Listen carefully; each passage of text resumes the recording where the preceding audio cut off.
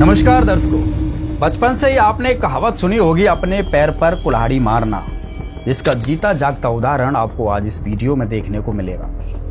मामला है उत्तराखंड हल्द्वानी का, जहां संत रामपाल जी महाराज के नाम दीक्षा केंद्र के बाहर कुछ अवांछित तत्वों द्वारा सड़क पर नारेबाजी की गई, गाली गलौज किया गया, धमकियां दी गई और पवित्र ग्रंथों को जलाया गया। इनका आरोप था कि संत रामपाल जी महाराज का ज्ञान सनातन धर्म के विरुद्ध है। इनकी किताबों में गंदी गंदी बातें लिखी हैं।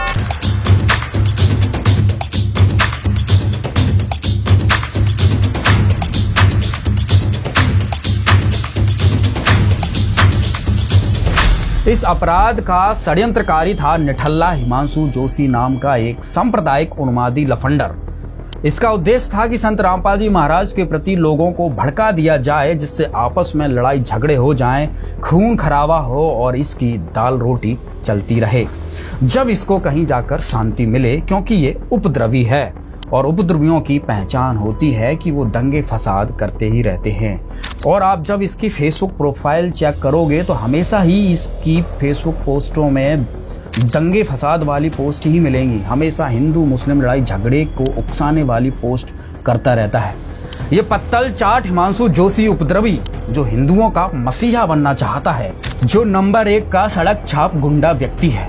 देखिए वीडियो इसकी। तुमने यहाँ हिंदू नाम से क्यों लगा रखा ऊपर में? एक्चुअली क्या है ना, तुमने हमको बताया, जब तुमने देखा है हमारा तिलक देख लिया था तुमने, तुम धोखे में रख के कैसे खिलाया तुमने मुझे? मैं धोखा नहीं लगाता हूँ। धोखे में तुमने ऊपर में शुभ लाभ और ओम लिख रखा है, शुभ दीपावली लिख रखा है। बहुत पहले का लगा हुआ है सर, मैं जॉब। अरे पहले का लिखा हुआ है तुमने, यहाँ पे शुद्ध बिरयानी लिखा हुआ है, शुद्ध शाकाहारी बिरयानी। शाकाहारी कैसे लिख दिया तुमने? तुमने हमारी भावनाओं को यहाँ साला हम ब्रह्मचर्य का पालन कर रहे हैं, तुम हमको ये बिरयानी खिलवा रहे हो। एक्चुअली क्या है ना सर, हमारा तो हम कौन है तुम्हें पता है? कौन है हम लोग? कहाँ से हम लोग? कोई बात नहीं, तो मैं तुम्हारे हाथ की बिरयानी खाएंगे हम? चाहते थे या तो वहाँ पे नाम लिख के खिलवाते तो पता लग जाएगा क्या है करके। राष्ट्रीय सेवा संघ RSS से हम लोग कैसे खिलाते तुमने यहाँ पे? जब देख के भी सर मैं वेज ही हूँ। तुमने अपना नाम बताना चाहिए था ना हमको। तुम वेज हो चाहे कुछ भी हो, हमें खिलाओगे क्या? ब्राह्मण आदमी को खिलाओगे तुम? पूछ लेते सर आप। अरे हम क्या पूछते? तुम्हारा ऊपर जब देख लिया हमने, वहाँ पे तुमने अपना नाम क्यों नहीं लिखा हुआ है? आप पूछ लेते तो मैं आपको क्या पूछता मैं तुमसे? तुम हिंदू हो मुस्लिम हो, तुमसे पूछता मैं यहाँ पे? सर मैं वेज ही तुम यहाँ पे ऐसे नाम से चला रहे हो? बताओ, शुभ दीपावली तुमने लिखा हुआ है यहाँ पे, तुम शुभ दीपावली ओम लगा के चल रहे हो, नींबू मिर्ची टांग के।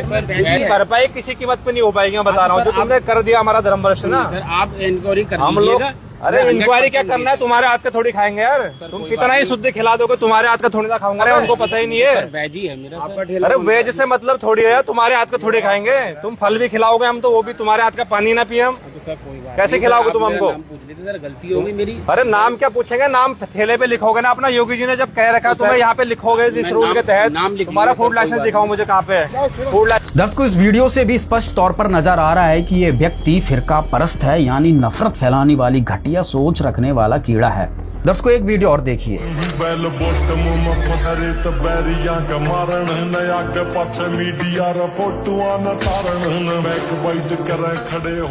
ये है हिमांशु जोशी के गुरु स्वामी दर्शन भारती, जो सिगरेट पी रहे हैं। जब इनके गुरु का ये हाल है तो चेला का कैसे होगा? और इस टाइप का मालाहारी आदमी संत रामपाल जी महाराज के ज्ञान से टकरा रहा है। कबीर साहब जी ने कहा है, और ज्ञान सब ज्ञानड़ी, कबीर ज्ञान सो ज्ञान, जैसे गोला तोप का करता चले मैदान। हिमांशु जोशी, तेरे जैसे सड़क छापों से संत रामपाल जी महाराज का मिशन नहीं रुकेगा। तू अभी अबोध है, अज्ञानी है, जड़ बुद्धि का प्राणी है। हिमांशु जोशी, तेरी जानकारी के लिए बता देता हूँ संत रामपाल जी महाराज कौन है। नशे में बर्बाद करोड़ों परिवारों को आबाद करने वाले हैं संत रामपाल जी महाराज। दहेज के दानव से मुक्ति दिलाने वाले हैं संत रामपाल जी महाराज। आत्महत्या की कगार पर खड़े लाखों लोगों को नई जिंदगी की राह दिखाने वाले हैं संत रामपाल जी महाराज। गरीबी से जूझ रहे लोगों को खुशहाली का पथ प्रदान करने वाले हैं संत रामपाल जी महाराज। जात पात की बेड़ियों को तोड़कर समाज में समरसता लाने वाले हैं संत रामपाल जी महाराज। शाकाहारी जीवन शैली को लागू कर निर्दोष जीवों की हिंसा पर पूर्ण रूप से प्रतिबंध लगाने वाले हैं संत रामपाल जी महाराज। सनातन धर्म का आधार वेद है, उन वेदों का ज्ञान प्राप्त करने का जन अधिकार देने वाले हैं संत रामपाल जी महाराज। 5000 वर्ष बाद श्रीमद् भगवत गीता का वास्तविक अनुवाद करने वाले हैं संत रामपाल जी महाराज। पूरी पृथ्वी पर एकमात्र 5वें वेद का भेद और उसका ज्ञान देने वाले हैं संत रामपाल जी महाराज। पाखंडियों द्वारा फैलाई अज्ञानता के अंधकार को मिटाकर ज्ञान का प्रकाश फैलाने वाले हैं संत रामपाल जी महाराज। मुस्लिम धर्मगुरु डॉक्टर जाकिर नाइक जब पूरे हिंदू धर्म को गाली दे रहा था, गलत सिद्ध कर रहा था और छाती ठोककर हिंदू धर्म गुरुओं को डिबेट के लिए चैलेंज कर रहा था। डॉक्टर जाकिर नायक की खुली चुनौती। ये चैलेंज है, कोई भी शख्स हिंदुस्तान में हो, मिनिस्टर हों दो, कोई भी स्वामी हों दो, कोई भी शंकराचार्य हों दो, इंशाल्लाह मैं तालिब इल्म हूँ इस्लाम और दीगर मज़हब का। मैं तस्लीम करता हूँ कि डिबेट होना चाहिए, मैं उनसे डिस्कशन करता हूँ, अगर मुझे गलत साबित करो मैं बदलने को तैयार हूँ। तब कोई भी शंकराचार्य, आचार्य, महामंडलेश्वर और तेरे जैसे ब्राह्मणों की उसके सामने जाने से पैरों की पिंडी कांप रही थी। और उस वक्त जाकिर नाइक का संत रामपाल जी महाराज ने चैलेंज स्वीकार किया और डिबेट में भी पराजित किया। डॉक्टर जाकिर नाइक के इस चैलेंज को स्वीकार करता हूं, लेकिन अपने उस वायदे को याद रखना जिसमें कहा है कि जो मुझे झूठा सिद्ध कर देगा, गलत सिद्ध कर देगा, मैं अपने आप को बदल लूँगा। चैलेंज आपको 10 पॉइंटों पर झूठा कर दूंगा सिद्ध, और कभी भी आकर के वो अध्यात्मिक ज्ञान चर्चा कर सकते हैं। वो हैं हिंदू धर्म की इज्जत बचाने वाले संत रामपाल जी महाराज। हजारों वर्षों से धर्म गुरुओं द्वारा फैलाए जा रहे अंधविश्वास के खिलाफ मशाल जलाने वाले हैं संत रामपाल जी महाराज। समाज में व्याप्त भ्रष्टाचार और अव्यवस्था के खिलाफ खड़े होने वाले हैं संत रामपाल जी महाराज। बहन बेटियों को मायके से लेकर ससुराल तक आजीवन सम्मान दिलाने वाले हैं संत रामपाल जी महाराज। गीता अध्याय 4 श्लोक 34 में जिस तत्वदर्शी संत की खोज करने के लिए अर्जुन को कृष्ण के द्वारा बोला गया, वो तत्वदर्शी हैं संत रामपाल जी महाराज। सभी धर्मों के पाखंडियों और पाखंड का भंडाफोड़ करने वाले एकमात्र जगत गुरु है संत रामपाल जी महाराज। जिसका दुनिया में कोई नहीं, उसका सहारा है संत रामपाल जी महाराज। खतरनाक से खतरनाक बीमारियों को भक्ति की शक्ति से खत्म करने वाले हैं संत रामपाल जी महाराज। गीता अध्याय 18 में बताए गए सनातन परम धाम में स्थायी निवास अर्थात मोक्ष दिलाने वाले हैं संत रामपाल जी महाराज। लिस्ट बहुत लंबी है हिमांशु बाबू। हिंदू मुसलमानों के नाम पर रोटी सेंक कर पेट भरने वालों, तुम क्या जानो हु इज संत रामपाल जी महाराज। दर्शकों, हिंदुत्व के नाम पर हिंसा फैलाने वाले कर्मकांडी गैंग ने ज्ञान तो है नहीं, जिस कारण से ठीक से समझ ही नहीं पा रहे हैं कि संत रामपाल जी महाराज क्या बताना चाहते हैं। और ये संत रामपाल जी महाराज का ज्ञान सुनना और समझना भी नहीं चाहते हैं, क्योंकि इनको ये डर सताने लगा है कि इनकी पेट पूजा और बटुआ पूजा बंद हो रही है। अभी तक हजारों सालों से इनका पीढ़ी दर पीढ़ी धंधा चलता आ रहा है कि यजमान के घर गए, कर्मकांड किया, ओम फट सुहा करके पत्तल चाट कर सीधे नाम का आटा चावल गेहूं झोला में भरकर दक्षिणा में करारे करारे नोट लेकर निकल लेते हैं। अब समय बदल गया है। वर्तमान में यजमान सब पढ़ लिख गए हैं और संत रामपाल जी महाराज के तत्व ज्ञान की रोशनी में गीता और वेदों के ज्ञान से परिचित हो गए हैं और कर्म कांड करवाने बंद कर दिए हैं। इस वजह से इनको अब अपना भविष्य चौपट नजर आ रहा है। इसलिए संत रामपाल जी महाराज के ज्ञान का विरोध करते रहते हैं, जबकि संत रामपाल जी महाराज का ज्ञान सर्व शास्त्रों से प्रमाणित है और ये शास्त्रों से मिलाते नहीं, फिर अपने ही ढोल की पोल खुलवाते हैं। अब देखिए इस मूर्ख अल्प बुद्धि का प्राणी अल्प ज्ञानी पत्तल चाट सांप्रदायिक उन्मादी फिरका परस्त हिमांशु जोशी का ये वीडियो। गिरोह जो है, जो रामपाल के नाम से गिरोह चल रहा है, तो वो बहुत खतरनाक गिरोह है। मैं आप सभी को बताऊं वो खतरनाक क्यों है, मैं आप सभी को लगातार बता रहा हूं। एक उसकी ये किताब है, देखिए मैं आपको बैक कैमरे से इसको दिखाता हूं। अगर आप सनातनी हैं, आप हिंदू हैं, तो आपको पता होगा कि हमारा जो सनातन, अभी मैं आपको एक लाइन पढ़ाऊंगा जो इस गिरोह का पर्दाफाश करने के लिए काफी है और आपके सोचने के लिए काफी है। आप अगर पढ़ सकते हैं, इस किताब के पेज नंबर 30 में आप देखिए कि क्या लिखा हुआ है। ये आप पढ़ सकते हैं, देखिए क्या लिखा हुआ है। ये ऐसे शब्द हैं कि मैं पढ़ नहीं सकता, मैं तो चाहता था कि मैं दिखाऊं भी नहीं आप सभी को। अगर ऐसे शब्द अगर हमारे ग्रंथों में लिखे हुए हैं, जिस तरीके से ये बोलते हैं कि ये वेदों से लिए हुए हैं और हमारे ग्रंथों से लिए हुए, जब तुम लोग हमारे ग्रंथों को नहीं मानते, हमारे सनातन धर्म को नहीं मानते, तो तुम्हारे द्वारा दिए हुए फर्जी प्रमाण, फर्जी बातें और ऐसी गालियां हम कैसे स्वीकार कर सकते हैं। कौन सा हिंदू है जो ऐसे शब्द अपने देवी देवताओं के, अपने भगवानों के बारे में स्वीकार कर सकता है? इसी प्रकरण पर हिमांशु जोशी के समर्थन में एक वीडियो और बनाया गया है, ये भी देखिए, जिसके बाद फिर इसकी तसल्ली से अज्ञान की मोटी चमड़ी उधेड़ी जाएगी। अब ये देखिए ज्ञान गंगा लिखा है, ठीक है। ये पुस्तकों में क्या ज्ञान लिखा है देखिए आप, ठीक है ना। यहां पर भी यही बातें लिखी हुई है, ठीक है। देखिए, तब गायत्री ने कहा कि आप मेरे साथ करोगे तो मैं आपकी झूठी साक्षी गवाही भरूंगी। तब वर्मा ने सोचा कि पिता के दर्शन नहीं हुए, वैसे ही होगा, कोई चारा नहीं है। गायत्री से प्रतिक्रिया देखिए यहाँ पे ब्रैकेट में की, आगे देखिए। तब गायत्री ने कहा कि क्यों न एक गवाह और तैयार किया जाए।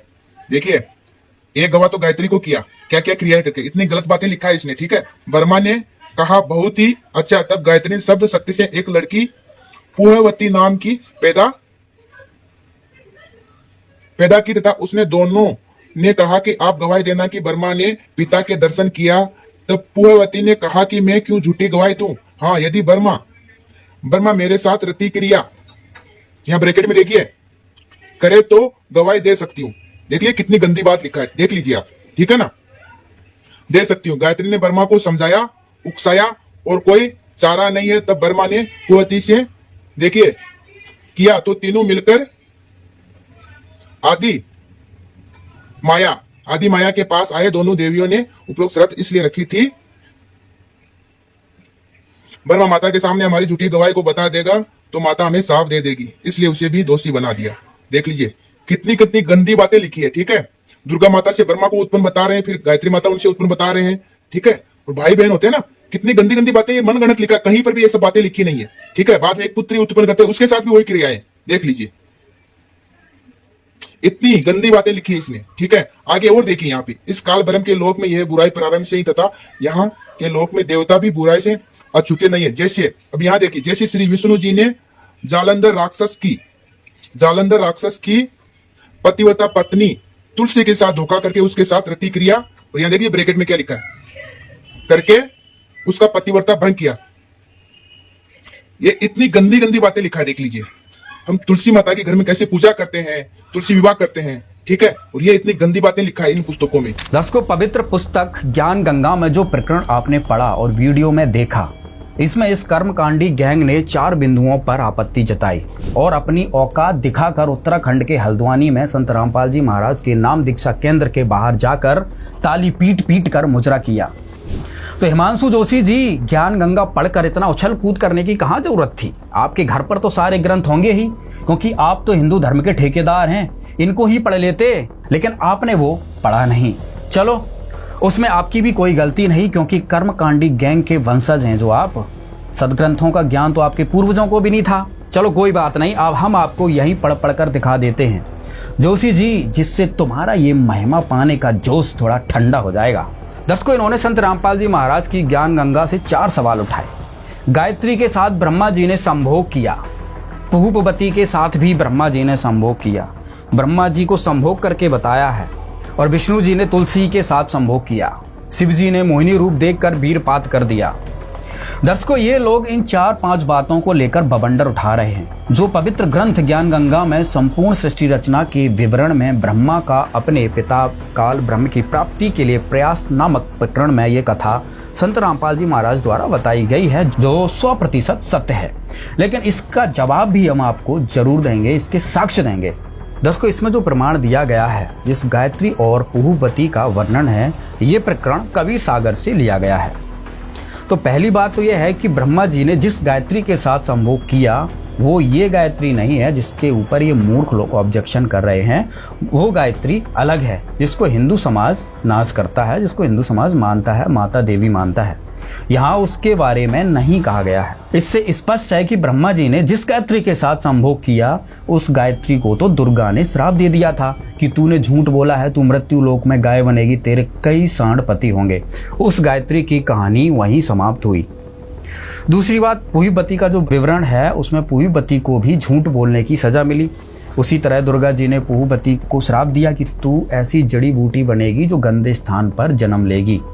वो उस तरह बन गई। इसके साथ पुहुपति की भी कहानी समाप्त हुई। दर्शकों, यह प्रकरण संत रामपाल जी महाराज ने विस्तार पूर्वक ज्ञान गंगा पुस्तक में समझाया है। यदि इन कर्मकांडी गैंग ने ये प्रकरण सही से पढ़ा और समझा होता तो ये बकवाद नहीं करते। संत रामपाल जी महाराज जी ने प्रमाणित किया है कि ब्रह्मा जी ने पिता के दर्शन होने की झूठी गवाही के लिए गायत्री और पुहुपवती को तैयार कर लिया, और गायत्री और पुहुपवती ने ब्रह्मा के साथ संभोग वाली शर्त को पूरा करके जब ब्रह्मा जी, गायत्री और पुहुपवती ने दुर्गा जी के सामने जाकर झूठ बोला, उसके उपरांत दुर्गा जी ने तीनों को श्राप दिया था। गायत्री, पुहुपवती के साथ ब्रह्मा जी को भी श्राप दिया था, जिसका प्रत्यक्ष परिणाम आज संसार के सामने है। देखिए एक झलक।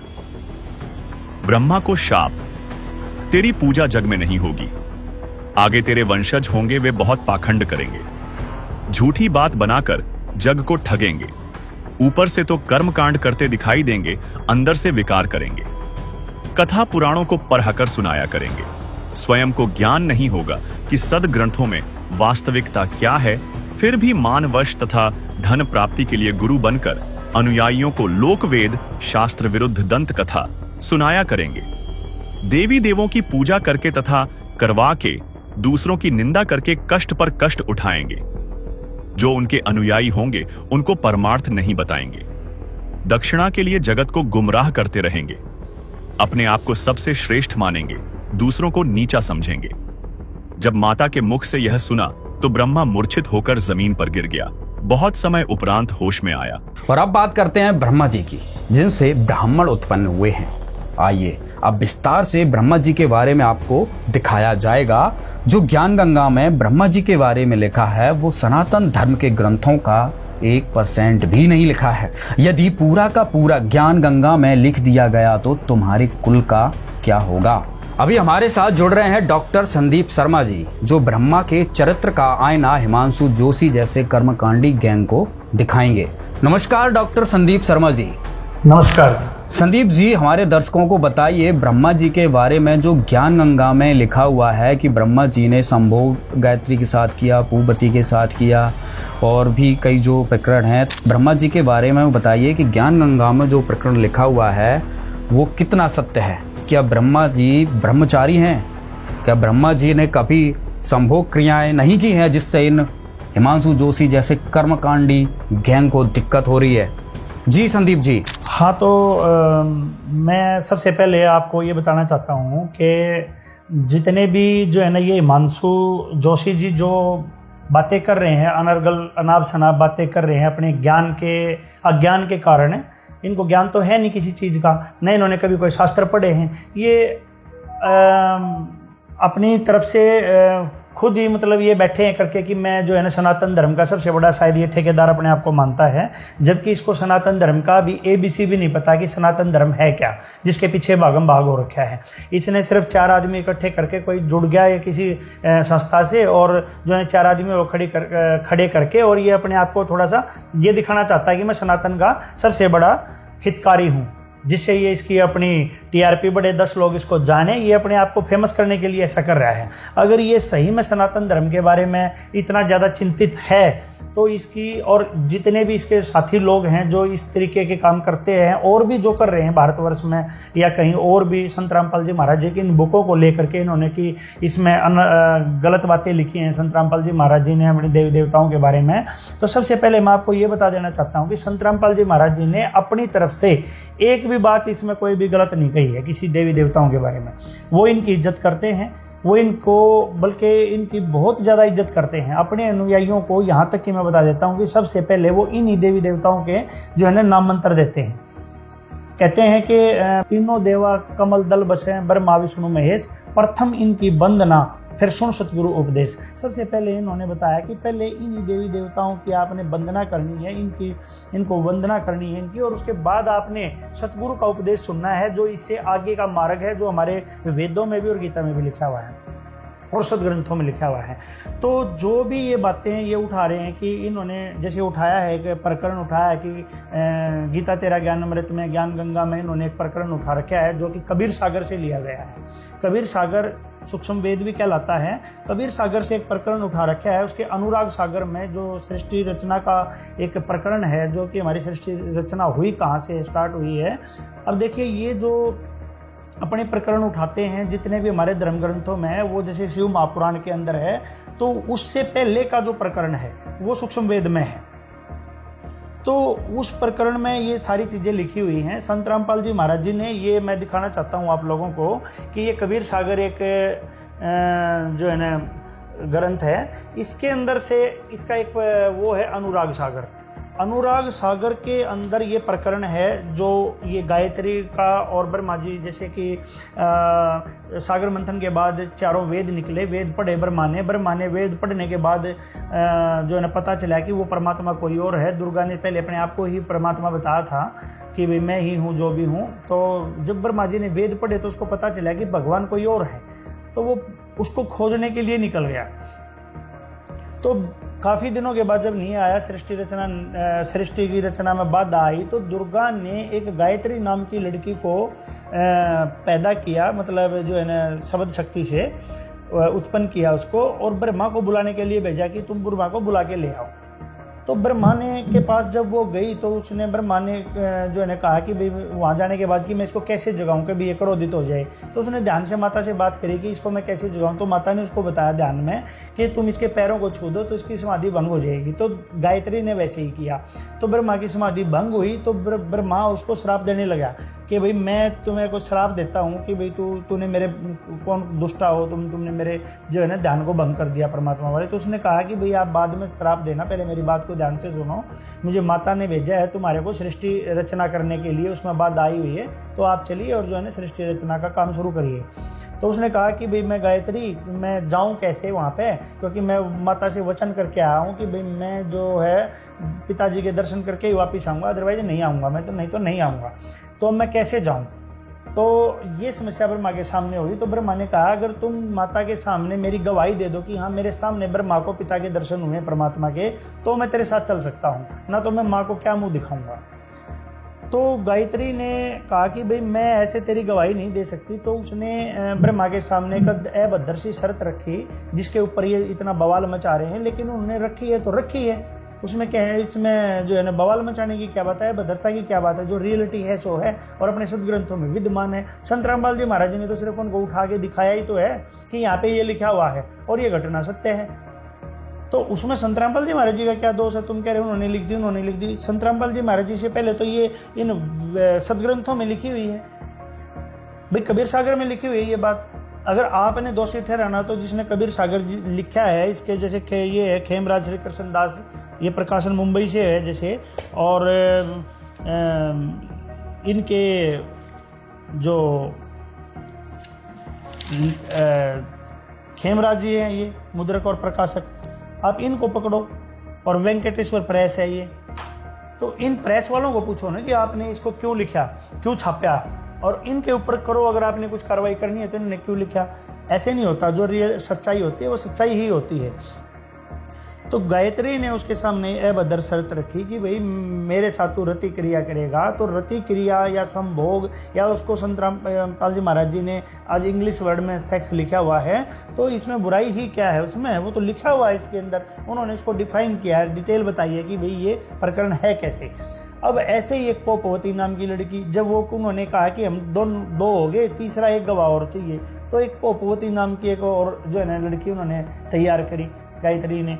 तो उसको भी कहा कि भाई तुम ऐसे जो है ना वो दो जो है ना हमारी गवाही दो। तो उसने भी ब्रह्मा के सामने ऐसी शर्त रखी कि भाई मैं भी तुम्हारी झूठी गवाही क्यों दूं। तो उसने भी ऐसे ही रति क्रिया की शर्त रखी कि भाई वो रति क्रिया करोगे तो जो है ना मैं गवाही दूंगी। तो तीनों ना के गवाही दी। और ये प्रकरण संत रामपाल जी महाराज जी ने अपनी तरफ से नहीं बोला है कोई भी, ये अनुराग सागर की वाणी है। आज़ादा भारत, आधे से ज़्यादा भारत जो है ना कबीर साहब को मानता है और इस घटना को मानता है कि ये सच्ची घटना है, क्यों ये कबीर सागर में लिखी है। जो कबीर फॉलोवर्स हैं जितने भी, वो सारे इसको मानते, कोई नकार नहीं सकता इस बात को। तो संत रामपाल जी महाराज जी ने इसमें क्या किया, अब ये दुष्टता तो ये खुद फैला रहे हैं, हिमांशु जोशी जैसे और जो इन्हीं के जैसे और जितने 10-20 लगे हुए हैं अपने आप को जो सनातन धर्म के ठेकेदार मानते हैं। अरे दुष्टता तो ये कर रहे हैं कि ऐसी चीज़ों को ये डिफाइन कर रहे हैं। अब ब्रह्मा की बात ले लो, चलो ये तो कबीर सागर की है, ये भी कह सकते हैं भाई हम सूक्ष्म वेद है बताते हैं, हम नहीं मानते। कई लोग बोलते हैं भाई हम नहीं मानते सूक्ष्म वेद, हम तो 4 वेद और 18 पुराणों को मानते हैं। तो पुराणों में ले लीजिए ब्रह्मा की बातें, और ब्रह्मा की बात को तो पूरा संसार समाज जानता है इनको कि उनका कैसा कैरेक्टर रहा है, पूरे पुराण भरे पड़े हैं। और उसके बावजूद भी ये सारी कुछ, अगर ये सनातनी होता तो ये सब कुछ जानता और ये बोलता नहीं वहां खड़ा हो गया ऐसी बातें। ये नहीं बोलता ऐसे कि भाई मतलब ये लिख दिया संत रामपाल जी महाराज ने, इसने बेवकूफ ने यही नहीं पता कि ये सब कुछ पुराणों में लिखा हुआ है। तो कहेगा सनातनी तू भाई है? कौन सा सनातनी होने का दावा कर रहा है तू? और किन पुराणों की बात कर रहा है तू, किन ग्रंथों की बात कर रहा है? तुझे उनका एक अक्षर भी नहीं पता और खड़ा हो गया तू जाके चुराए के बीच में कि इनका बंद करो, आश्रम ये करो। शर्म आनी चाहिए तेरे को थोड़ी बहुत। ब्रह्मा के कैरेक्टरों को अभी दिखाएंगे तुम्हारे को पुराणों में कि क्या क्या बोल रखा है उसमें, ठीक है? और फिर तुम बताना, तुम आग लगाना वहां गीता प्रेस गोरखपुर में जाना, तुम उनको बोलना कि तुम बंद करवाओ इसको, लेके जाना, तेरे में दम है तो वहां पे गीता प्रेस को बंद करवा दूं। जब मानता हूं तेरे को तू सनातन का कितना बड़ा ठेकेदार है, कितना बड़ा तू सनातन को मानने वाला है। ये है सारी की सारी बुकें।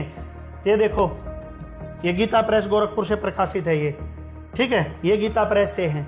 ये देखो इनके अंदर लिखी हुई है ये सारी चीजें।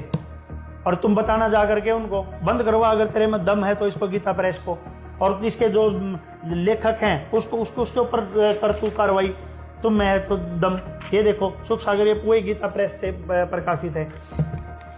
इसी बुक के अंदर लिखा है। शर्म आनी चाहिए तेरे को अपने सदग्रंथों को, या तो तूने पढ़ा नहीं, या तू बेवकूफ ज्यादा है, या तू शाना ज्यादा बन रहा है अपने आप को, है? धर्म का नाम लेके तू सनातन का और इन ग्रंथों का जो है ना ये बता करके कि संत रामपाल जी महाराज जी ने ऐसा बोला है, या तो यूं मानता है कि भाई संत रामपाल जी महाराज जी का बड़ा अच्छा वो चल रहा है आज के टाइम में, तू इनके बीच में ऐसी बातें बोल और तू चमक जाएगा। अपने चमकने के लिए तू ऐसे बीच में आकर के बात कर रहा है? अरे तेरे अंदर जरा सी भी अकल हो, तेरे और दूसरे जो भाई हैं उनमें अकल हो, तो तू देखे कि भाई ये बात तो इनमें लिखी हुई है। अब पढ़ के सुनाते हैं तुम्हारे को ब्रह्मा जी का कैरेक्टर। वैसे तो हमें बड़ी शर्म आ रही है इन बातों को डिफाइन करने, ये डिफाइन करने की नहीं होती, ये खुद पढ़ने की होती हैं। पर तुम्हारे जैसे और भी बहुत हैं जो इनको तो पढ़ते नहीं, सीधा उनकी ज्ञान गंगा को, गीता तेरा ज्ञान अमृत है, और जो है इनकी जीने की राह पुस्तकों को ले लेके तीसरे दिन थाने में जाते हैं। अरे तुम थाने में जाने से पहले ये तो देख लो कि तुम इनमें लिखी हुई बातें ये कह रहे हैं कि ग्रंथ कह रहे हैं। हर रोज इनको फिट्टे मुंह होना पड़ता है, फिर कोर्टों में जाओ। अरे तुम तो या थाने में जाओ तो कोर्टों में जाकर के ये बुकें वापिस आ लेगी, हाँ भाई इनकी कोई गलती नहीं है। तो तुम कम से कम ये तो देखो कि तुम ये है क्या चीज, ये क्या रहे हैं। उनकी सुनते हैं नहीं, सीधे कोर्ट में भाग लो, कुछ कर लो। अब देखो सुनो ये ब्रह्मा जी की कैसी कैसी बातें हैं बोल रखी हैं, ये देख लो। ये है श्रीमद् भागवत सुधा सागर, और इसके पृष्ठ पे दिखाते हैं अभी आपको लिखे कि क्या क्या बातें हैं। ये कबीर सागर है जिसके अंदर लिखी हुई है, ये पूरे फ्लैग लगे हुए हैं भाई। इसको छोड़ो आप, संत रामपाल जी महाराज जी ने जो बात जिस भी किताब में लिख दी ना, वो खुद एक ऑथेंटिक सबूत है। उसके लिखने के बाद आप लोगों को, इतने लोगों ने बोल लिया है, ये सोच लेना चाहिए कि जो इन्होंने लिख दिया वो सबूत के बगैर नहीं होगी वो चीज, तो तुमने खुद उसको ऑथेंटिक ही मान लेना चाहिए। और नहीं मानोगे, ऐसे आओगे निकल के, तो फिर फिट्टे मुंह होके ही जाना पड़ेगा। क्योंकि तुम ये देख लो तुम किसकी किताबों को उठा रहे हो और किसकी किताबों को उठाकर और तुम ये सोच रहे हो कि भाई हम इसको गलत साबित कर दें।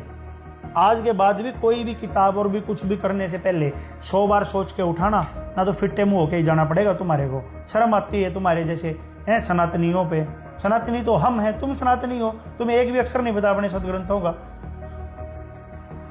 सुनो अब ये क्या कह रहे हैं। ये वही है श्रीमद् भागवत सुधा सागर, और इसके 3 स्कंद के अंदर है, और पृष्ठ अध्याय नंबर 12 के अंदर ये लिखा है। इसमें लिखा है कि विदुर जी भगवान ब्रह्मा की कन्या सरस्वती, ये देखो क्या कह रहे हैं विदुर जी को कि भगवान ब्रह्मा की कन्या सरस्वती, ये ब्रह्मा की लड़की है, कन्या है, सरस्वती उसका नाम है, बड़ी ही सुकुमारी और मनोहर थी। हमने सुना है एक बार उसे देखकर ब्रह्मा जी काम मोहित हो गए थे। यद्यपि वह स्वयं वासनाहीन थी, वो वासनाहीन थी स्वयं, सरस्वती नहीं चाह रही थी, लेकिन ये ब्रह्मा जी ही जो है ना काम मोहित हो रखे थे। उन्हें ऐसा अधर्म में संकल्प करते देख उनके पुत्र मरीचि आदि ऋषियों ने उन्हें विश्वास पूर्वक समझाया, पिताजी आप समर्थ हैं, फिर भी अपने मन में उत्पन्न हुए काम के वेग को न रोककर पुत्री गमन जैसा दुष्तर पाप करने का संकल्प कर रहे हैं। ऐसा तो आपसे पहले किसी भी ब्रह्मा ने नहीं किया और न आगे ही कोई करेगा। जगत गुरु लिखा है इन्होंने। जगत गुरु आप जैसे तेजस्वी पुरुषों को भी ऐसा काम शोभा नहीं देता, क्योंकि आप लोगों के आचरणों का अनुसरण करने से ही तो संसार का कल्याण होता है। फिर आगे लिखा है इन्होंने 33वें इसके अंदर मंत्र में लिखा है, ये 32वां पढ़ा है आपका 29 से लेकर के, और ये 32 तक अभी पढ़ा है। तो 33वां मंत्र है इसमें, जो इसमें ये मंत्र श्लोक बता रखा है। इसमें कहा कि अपने पुत्र मरीचि आदि प्रजापतियों को अपने सामने इस प्रकार कहते देख प्रजापतियों के पति ब्रह्मा जी बड़े लज्जित हुए और उन्हें उस शरीर को उसी समय छोड़ दिया। बताओ, ये तो प्रजापतियों ने और उसके पुत्रों ने उसको जाकर के भरीसभा में ये बोला कि भाई तुम कर क्या रहे हो पिताजी, अपनी ही पुत्री के ऊपर जो है ना आप जो है ना डूब गए। तो बताइए, ये संत रामपाल जी महाराज जी ने कहा है कि सुधा सागर और गीता प्रेस गोरखपुर वालों ने कहा है। तुम्हारे अंदर तो इतनी भी अकल नहीं है, तुम इतनी भी जो है ना समझ नहीं कर सकते कि ये लिखा कहाँ है, ये फ्लैग लग रहे हैं ना। हो तो पृष्ठ नंबर दोबारा देख लियो भाई, ये रख दिया। अब और दिखाते हैं आपको, कितने दिखाऊंगा मैं यहाँ पे, मेरे पास तो इतने रखे हैं यहाँ पे कि तुम सुनते सुनते मेरे को भी शर्म इतनी आने लग रही है और तुम भी जो है ना वो मानोगे कि भाई ये क्या चीज़ होगी। अपने कोई भी संत रामपाल जी महाराज जी की चीज़ें उठाने से पहले 100 बार सोचा करो, क्योंकि उनकी कोई भी बात बगैर प्रूफ नहीं होती। और समाज में ऐसी दुष्टता फैलाने की जरूरत नहीं है और अपने आप को चमकाने की, इससे नहीं चमकता, इससे दुष्टता जाहिर होती है आप लोगों की। ये देखिए, और शिव महापुराण है, प्रथम खंड है और गीता प्रेस गोरखपुर से प्रकाशित है। ये देख लीजिए सारी चीज़ें, कभी सोचे भाई कोई जिल्द लगा दी, अपने यहाँ ला करके देख लेना। गीता प्रेस गोरखपुर से है ये सारा का सारा। अब इसी के इसमें भी आप देखिए, ये रुद्र संहिता है सती खंड के अंदर, और इसके अंदर है ये 28वें से लेकर के 27वें से लेकर के चले हैं। 27वां मंत्र है रुद्र संहिता सती खंड शिव महापुराण। इसके पृष्ठ नंबर 320 से शुरू है ये। इसमें लिखा है कि हे मुने, अब सबसे पहले हम आपको ये बताते हैं, कितनी भी शर्म की बात है इसमें कि आप ये देखिए, जैसे ही इसका ये प्रकरण शुरू होता है, शिव का सती के साथ विवाह, और विवाह के समय शंभु की माया से ब्रह्मा का मोहित होना और विष्णु द्वारा शिव तत्व का निरूपण। इसमें लिखा है कि ब्रह्मा जी बोले, स्टार्टिंग ये ब्रह्मा जी बोले, किसको बोले? हे नारद, अपने पुत्र नारद से, एक पिता अपने पुत्र से ऐसी घटिया बातें कर रहे हैं, आप सुनिए। या तो अब ये लिखने वाले गलत हैं या ये छापने वाले गलत हैं। इनको पकड़, अगर सच में सनातनी है तो, या तेरी टीम सनातनी है तो इनसे पूछ जाकर के ये सवाल जो आज खड़ा हो गए संत रामपाल जी महाराज जी बोल रहे, मेरे वो तो दिखा रहे हैं, उनके मंत्र देते हैं खुद अपने शिष्यों को। शर्म तो आनी चाहिए तुम्हारे जैसे लोगों को। देखो क्या कह रहे हैं, ब्रह्मा जी बोले हे नारद, अपने बेटे नारद से क्या कह रहे हैं? मुनि था वो नारद मुनि। क्या है कि अगले पृष्ठ पे 320 पे है कि हे मुने, जिस समय सती अग्नि की प्रदक्षिणा कर रही थी। अब ये एक टॉपिक है कि जिस टाइम पे दक्ष की पुत्री उमा की शादी हो रही थी शिव भगवान से, उस विवाह के अंदर ये ब्रह्मा भी वहाँ गए हुए थे, ब्रह्मा जी भी, और वहाँ पे उनके वो एक किस्म से फेरे करवा रहे थे। वहाँ पे वो पुरोहित पंडित वाला रोल अदा कर रहे थे उसके अंदर। तो अपने छोटे भाई, ब्रह्मा के छोटे भाई हैं शिव सबसे छोटे, और इसने अपने से छोटे भाई की पत्नी के ऊपर कैसी नज़र डाल ली और किस टाइम डाल ली? जब इनका विवाह होने लग रहा था, विवाह मंडप में ही डाल ली। अब ये संत रामपाल जी महाराज जी नहीं कह रहे, अब ये कह रहे हैं, कभी ये संत रामपाल जी महाराज जी के शिष्य आगे ये कह रहे हैं। ये देख लो पहले, इससे पहले कह कौन रहा है। ये गीता प्रेस गोरखपुर से प्रकाशित वाली बुक का शिव महापुराण ये कह रहा है ये बातें। हम वो आपको पढ़ के सुना रहे हैं, और ये भी क्यों सुना रहे हैं? क्योंकि तूने पढ़ी नहीं कभी, इसलिए हमारी मजबूरी होगी ये तुम्हें पढ़ाना। ना तो तुम अगर सही होते तो अपनी पढ़ के जब बात करते आके, लेकिन अब हमें पढ़ानी पड़ रही है। सुनो इसमें क्या लिखा है। इसमें लिखा है हे मुने, जिस समय सती अग्नि की प्रदक्षिणा कर रही थी, यानी कि अग्नि के चारों ओर चक्कर लगा रही थी, अपनी उस वाले प्रदक्षिणा कर रही थी, उस समय उनके दोनों चरण, दोनों पैर वस्त्र से बाहर आए हुए थे। जब वो खड़ी होकर चक्कर लगा रही थी तो उसका पैर जो है ना दिखने लग रहे थे कुल मिला के। मैंने उन्हें देख लिया, ब्रह्मा जी का ध्यान उनके पैरों पे जाके पड़ा हे द्विज श्रेष्ठ, शिवजी की माया से मोहित हुआ मैं काम से व्यापक चित्त वाला होकर सती के दूसरे अंगों को देखने लगा। अब ब्रह्मा जी बता रहे हैं अपने पुत्र नारद को, देखो बाप बेटे की कैसी बातें चल रही हैं, कितने बढ़िया बाप बेटे की बातें चल रही हैं, ध्यान से सुनो तुम भी हैं। ये कह रहे हैं कि बेटा नारद, हे द्विज श्रेष्ठ, मैं काम से व्यापक चित्त वाला होकर सती के दूसरे अंगों को देखने लगा।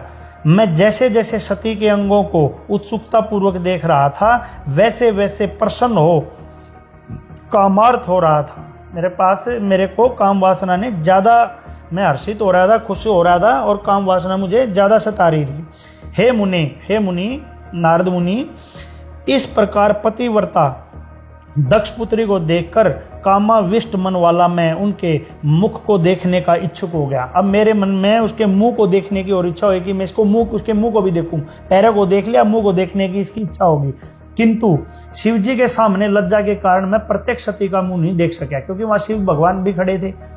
शिव भगवान भी वहीं खड़े थे, क्योंकि उनकी शादी हो रही थी, मंडप में खड़े थे। कह रहे हैं वो सामने खड़ा था छोटा भाई शिव जी भगवान, तो मैं इसलिए देख नहीं सका मुंह, और वे भी लज्जा से युक्त होने के कारण अपना मुंह प्रकट नहीं कर रही थी, वो उसने भी अपना मुंह ढका हुआ था। तब सती का मुंह देखने के लिए एक अत्यंत सुंदर उपाय सोचते हुए काम पीड़ित मैंने अग्नि में बहुत सी गीली लकड़ी डालकर घोर धुआं उत्पन्न कर दिया, और उस धूमय युक्त अग्नि में धूम युक्त और धूमय युक्त जो अग्नि में मैंने घृत की थोड़ी थोड़ी आहुति देने लगी, उसमें घी और डाल दिया। लकड़ी गिल्ली, उसमें धुआं उठा और घी डाल दिया और धुआं उठ गया। तब गिल्ली लकड़ी के संयोग से चारों दिशाओं में घोर धुआं फैल गया। इस प्रकार धुआंधिक होने के फलस्वरूप वेदी के चारों ओर अंधकार ही अंधकार हो गया। अब अनेक प्रकार की लीला करने वाले प्रभु महेश्वर के नेत्र भी धूम से व्याकुल हो उठे, यानी कि उनके जो आंखें थी शिव भगवान की, वो धुएं के कारण अंदर घुस गई, तो उन्होंने भी अपने आंखों के आगे ऐसे हाथ डाल लिया, धूम से व्याकुल उठे और उन्होंने दोनों हाथों से अपने नेत्रों को बंद कर लिया। तत्पश्चात उसके बाद काम से पीड़ित मैंने प्रसन्न मन से वस्त्र हटाकर सती के मुंह को देख लिया। वो धुएं का सहारा लेकर शिव जी ने आंखें बंद कर ली और ब्रह्मा ने जाके अपने छोटे भाई की पत्नी का विवाह मंडप में ही उठा के मुंह देख लिया। ठीक है, अब देख लेना भाई कौन है अश्लील चीजें और अश्लील बातें कौन कर रहा है। रामपाल जी लिख रहे हैं, महाराज जी लिख रहे हैं, या ये कोई ब्रह्मा जी कर रहे हैं, या ये छापने वाले कर रहे हैं। तुम देख लियो, निर्णय कर लियो और भी देख लियो वह देखने वाले। हे पुत्र, अपने पुत्र को फिर कह रहे हैं ब्रह्मा जी, हे पुत्र, मैं सती के मुख को बार बार देखने लगा। इस प्रकार अवश होकर मैं इंद्रिय विकार से युक्त हो गया, अपने को असंयमित देख संकुचित हो रहा था मैं। और ये ब्रह्मा जी कह रहे हैं कि मैं असंयमित हो रहा था, मैं आश्चर्य से चकित होकर मौन हो गया। भगवान शिव अपनी दिव्य दृष्टि से इसे जानकर क्रोधित होकर कहने लगे।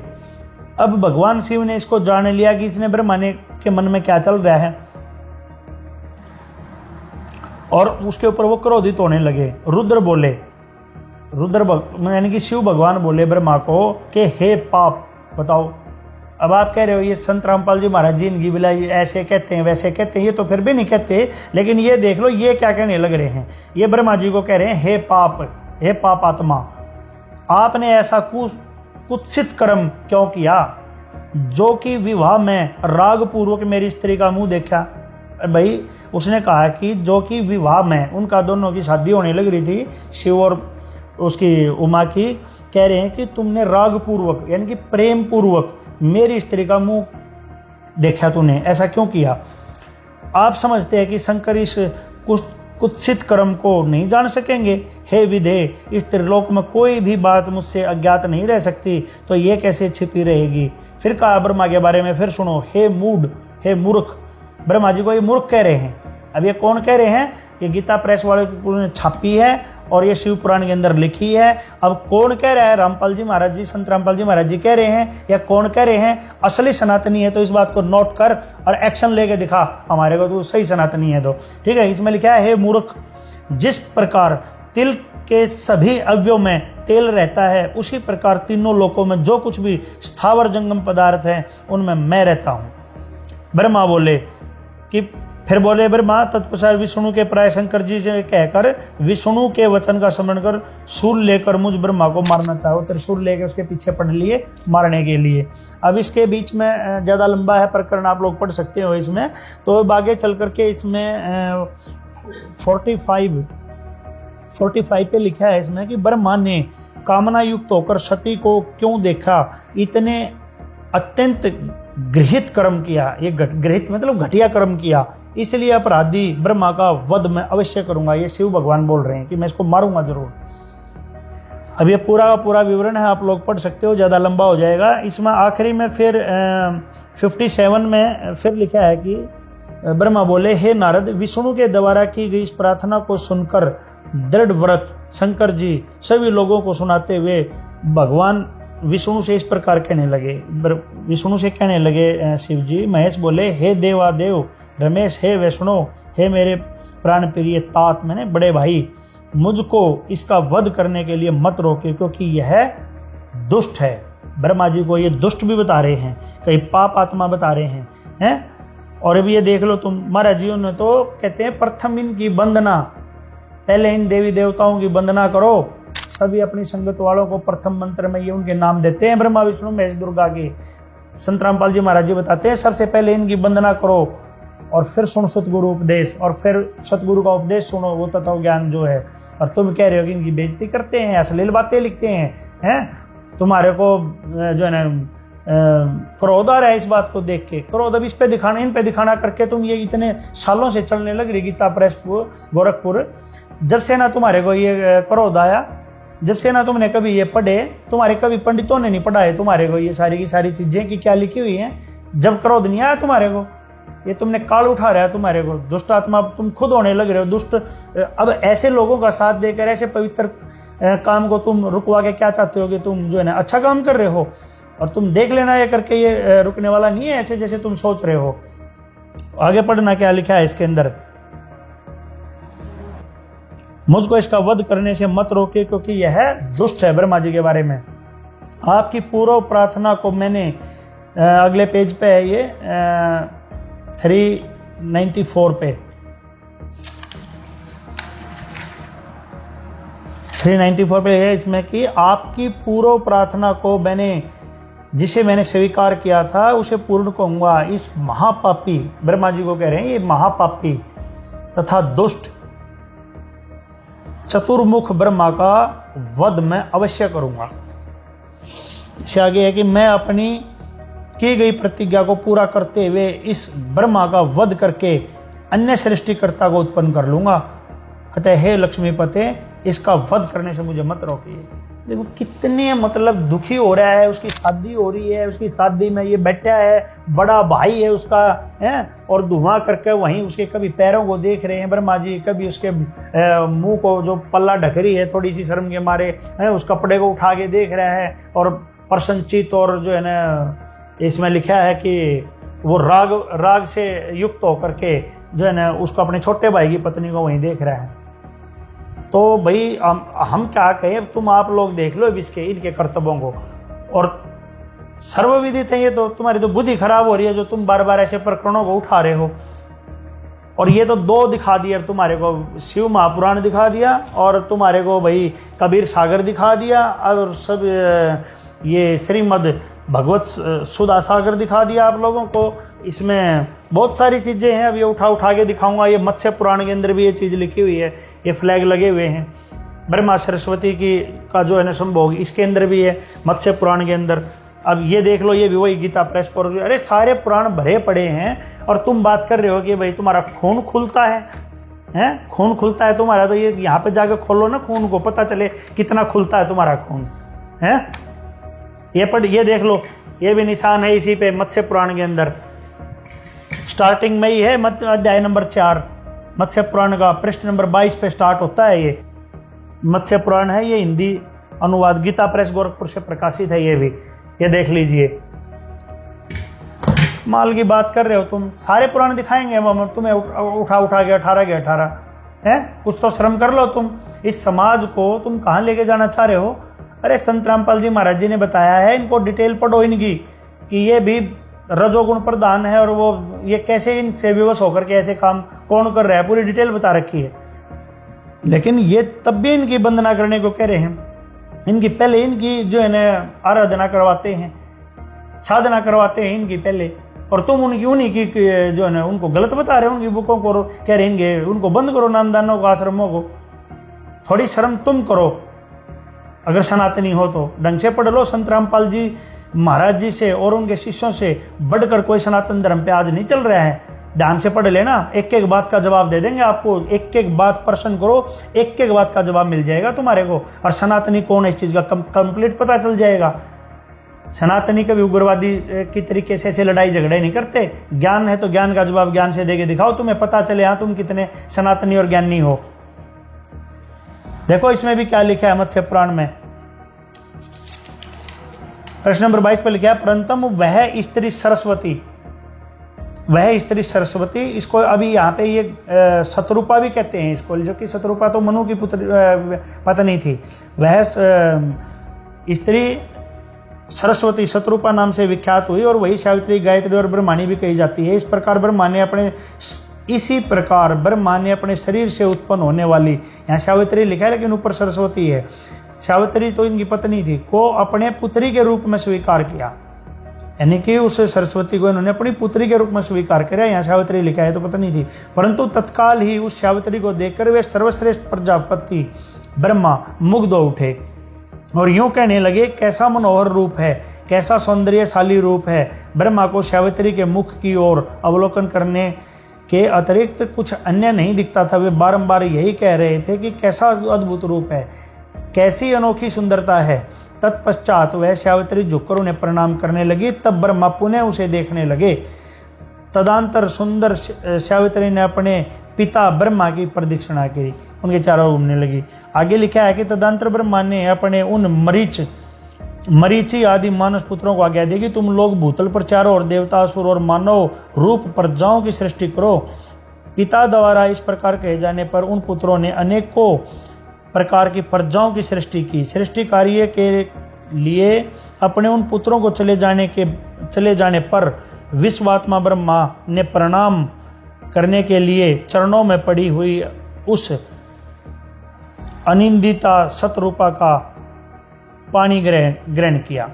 अब ये देखिए आप, वो ये शुरू में लिखा है वही स्त्री सरस्वती या शतरूपा इन्होंने लिखा हुआ है, ये सरस्वती है। इसका फिर वो सारे अपने पुत्रों को भेज दिया काम पे कि तुम जाओ इधर उधर, और उसके बाद वो जो उनके चरणों में झुकी हुई थी उस अपनी पुत्री, यहाँ पे शतरूपा लिखा है वो सरस्वती है का, उसका कहते हैं पानी ग्रहण किया, उसे संभोग किया यहाँ पे।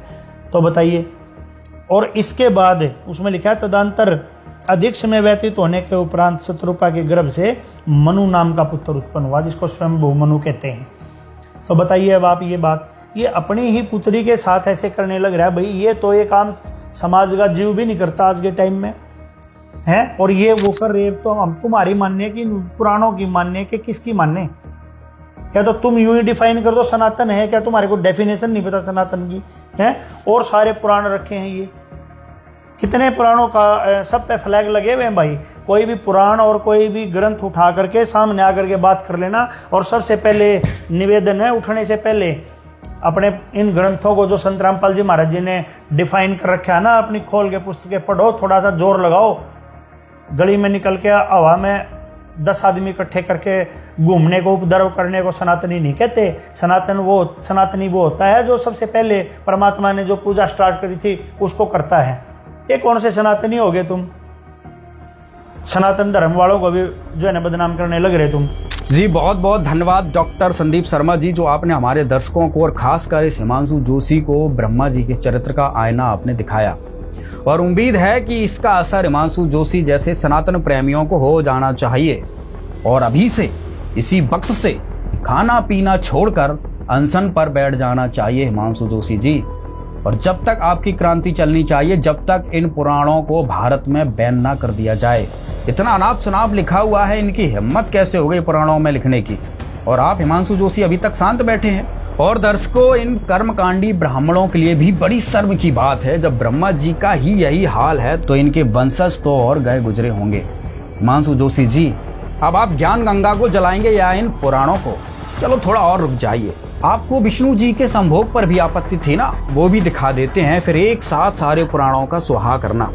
देखिए विष्णु जी की ये संभोग लीला। संत रामपाल जी महाराज विश्व को जगाने के लिए निकल पड़े हैं, विश्व को जगा रहे हैं। इन ग्रंथों को सभी को, इन ग्रंथों की सच्चाई को रूबरू करवा रहे हैं। और जो ये कुछ धर्म के ठेकेदार हैं, इन्होंने संत रामपाल जी महाराज जी को जेल में डाल दिया और ये उनके ज्ञान को रोकना चाह रहे हैं, उनके ज्ञान का विरोध करना चाह रहे हैं। सच्चाई ये है कि इनकी दुकानें बंद होगी, हिंदू धर्म खतरे में नहीं है, इनका धंधा खतरे में है। ये संक्षिप्त गीता प्रेस गोरखपुर से देवी भागवत पुराण है। इसके जो है संक्षिप्त देवी भागवत में 9वां स्कंद है। 9वें स्कंद में जो है और 726 पेज पे लिखा हुआ है, जो है तुलसी नाम की एक पतिव्रता स्त्री थी, ठीक है। तो उसका जो पति था वो शंखचूड़ था, वो मर नहीं रहा था। तो विष्णु जी ने क्या किया, उसका रूप बना करके उस तुलसी का पतिव्रता धर्म नष्ट किया, भंग किया। और यानी कि उसके पति का रूप बना करके उसके साथ जो है संभोग किया। और जब उसको पता लगा, तुलसी को पता लगा, तो उन्होंने जो है विष्णु जी को श्राप दे दिया। तो अब ये बताओ, किसी स्त्री को यानी पतिव्रता स्त्री को अगर उसकी मर्जी के विपरीत आप उसके साथ संभोग करोगे तो वो क्या कहलाता है, आप खुद बताओ। मैं कुछ नहीं कहूंगा, आप खुद बताओ। इस नालायक से पूछो, इस अकल के अंधे से, क्या कहलाता है। अगर तुलसी जो थी, अगर उसकी सहमति होती तो एक अलग बात थी, लेकिन इसने जो है, तो इसमें जो लिखा विष्णु जी ने उसके पति का रूप बना करके उसका पतिव्रता धर्म भंग किया।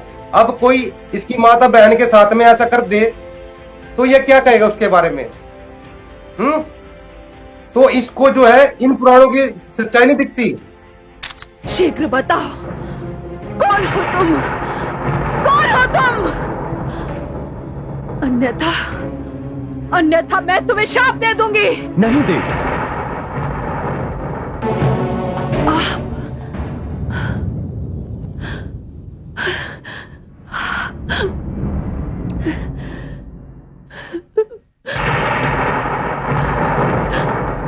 आप त्रिलोकीनाथ हैं, मैं तो आप ही को प्राप्त करना चाहती थी, किंतु तुलसी बनने के पश्चात मेरे भाग्य में शंखचूड़ ही लिखे थे।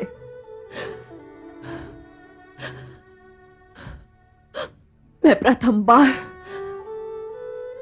धरती पर नारी बनकर आई, किंतु आपने मुझे धरती की नारी के नियम भी नहीं निभाने दिए। आपके स्पर्श ने मुझे मेरे पति के योग्य नहीं रहने दिया। आपके स्पर्श ने मुझे मेरे पति के योग्य नहीं रहने दिया। मैं शंखचूड़ की पत्नी हूं, इसलिए मैं आपको श्राप देती हूं।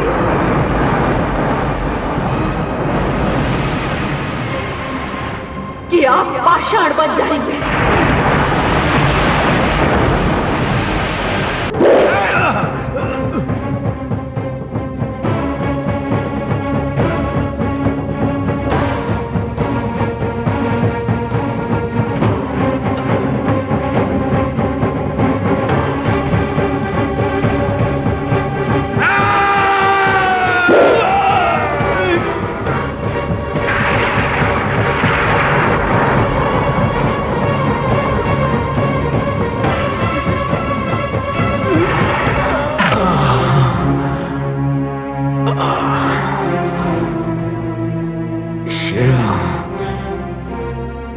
तुम लोगों ने छल किया है मेरे साथ।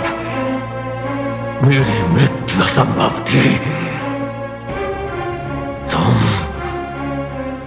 तुम देवताओं में से किसी ने मेरी पत्नी का सतीत्व भंग किया है। तुम देवताओं में से किसी ने मेरी पत्नी का सतीत्व भंग किया है। अन्यथा ऐसी स्थिति उत्पन्न नहीं होती। शिव, तुमने मुझे बल से नहीं चाल से मारा है। दर्शकों, इस प्रकरण से स्पष्ट हुआ कि ज्ञान गंगा पुस्तक में जो भी लिखा है वो सर्व शास्त्रों से प्रमाणित है। कर्मकांडी गैंग जलाना है तो इन पुराणों को जलाओ और गरियाना है तो वेद व्यास जी को गरियाओ। क्यों लिखा ऐसा ब्रह्मा विष्णु के बारे में इन्होंने पुराणों में?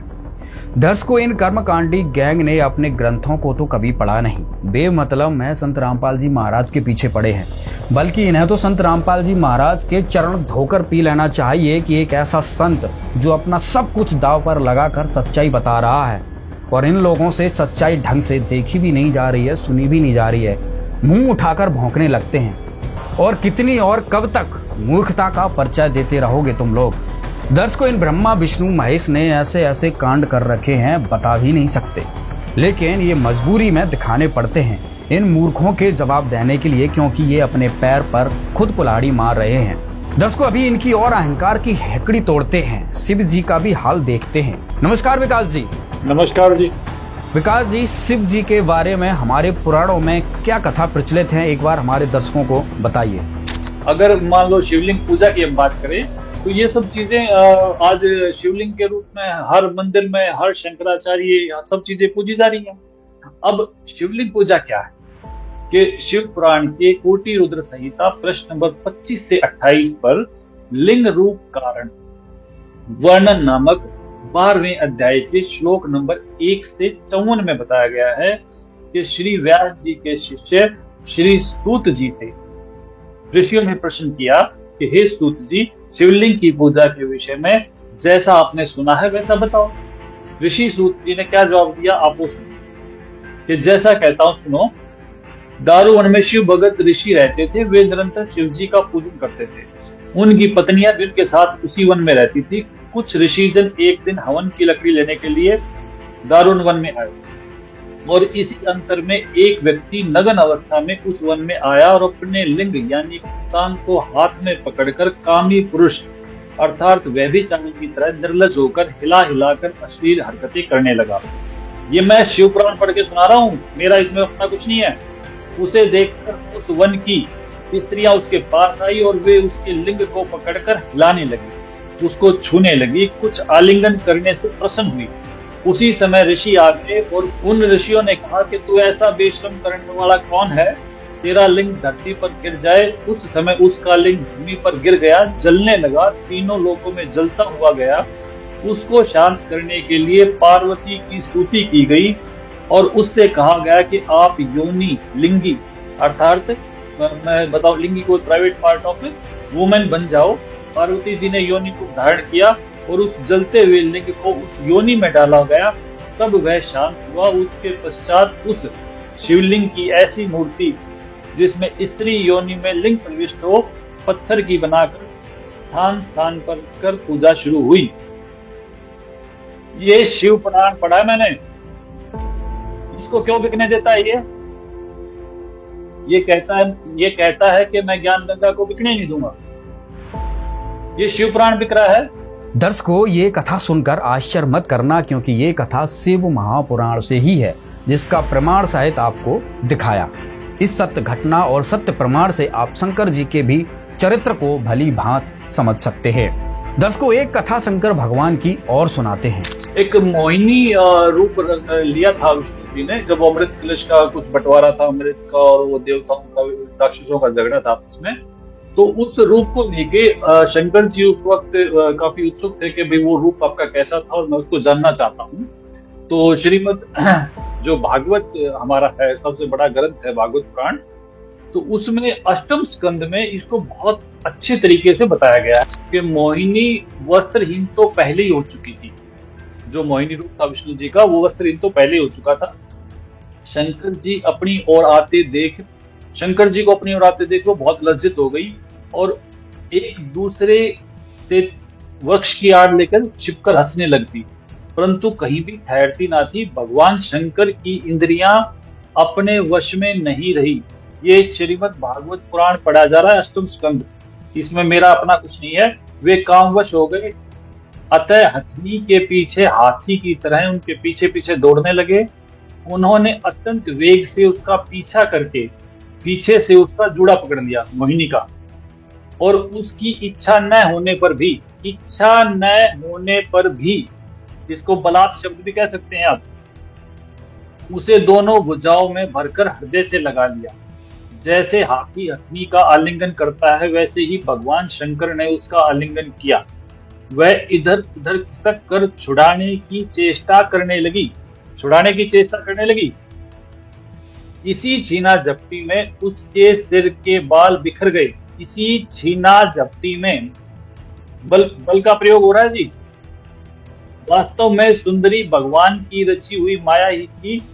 इससे उसने किसी प्रकार शंकर जी के भुजापास से अपने आप को छुड़ा लिया। बड़े वेग से भागी, नहीं भागती तो क्या हो जाता। भगवान शंकर भी उस मोहिनी वेशधारी अद्भुत भगवान विष्णु के पीछे पीछे दौड़ने लगे। वेशधारी विष्णु के पीछे पीछे दौड़ने लगे। उस समय ऐसा जान पड़ता था मानो उनके शत्रु कामदेव ने उन पर विजय प्राप्त कर ली है। कामुक हथनी के पीछे दौड़ने वाले मदोन्मत हाथी के समान वे मोहिनी के पीछे पीछे दौड़ रहे थे। यद्यपि भगवान शंकर का वीर्य अमोघ है, फिर भी मोहिनी की माया से वह संखलित हो गया। हाजी सनातन प्रेमियों, क्या विचार है? ज्ञान गंगा में लिखी सच्चाई गंदी गंदी बातें दिख रही थीं।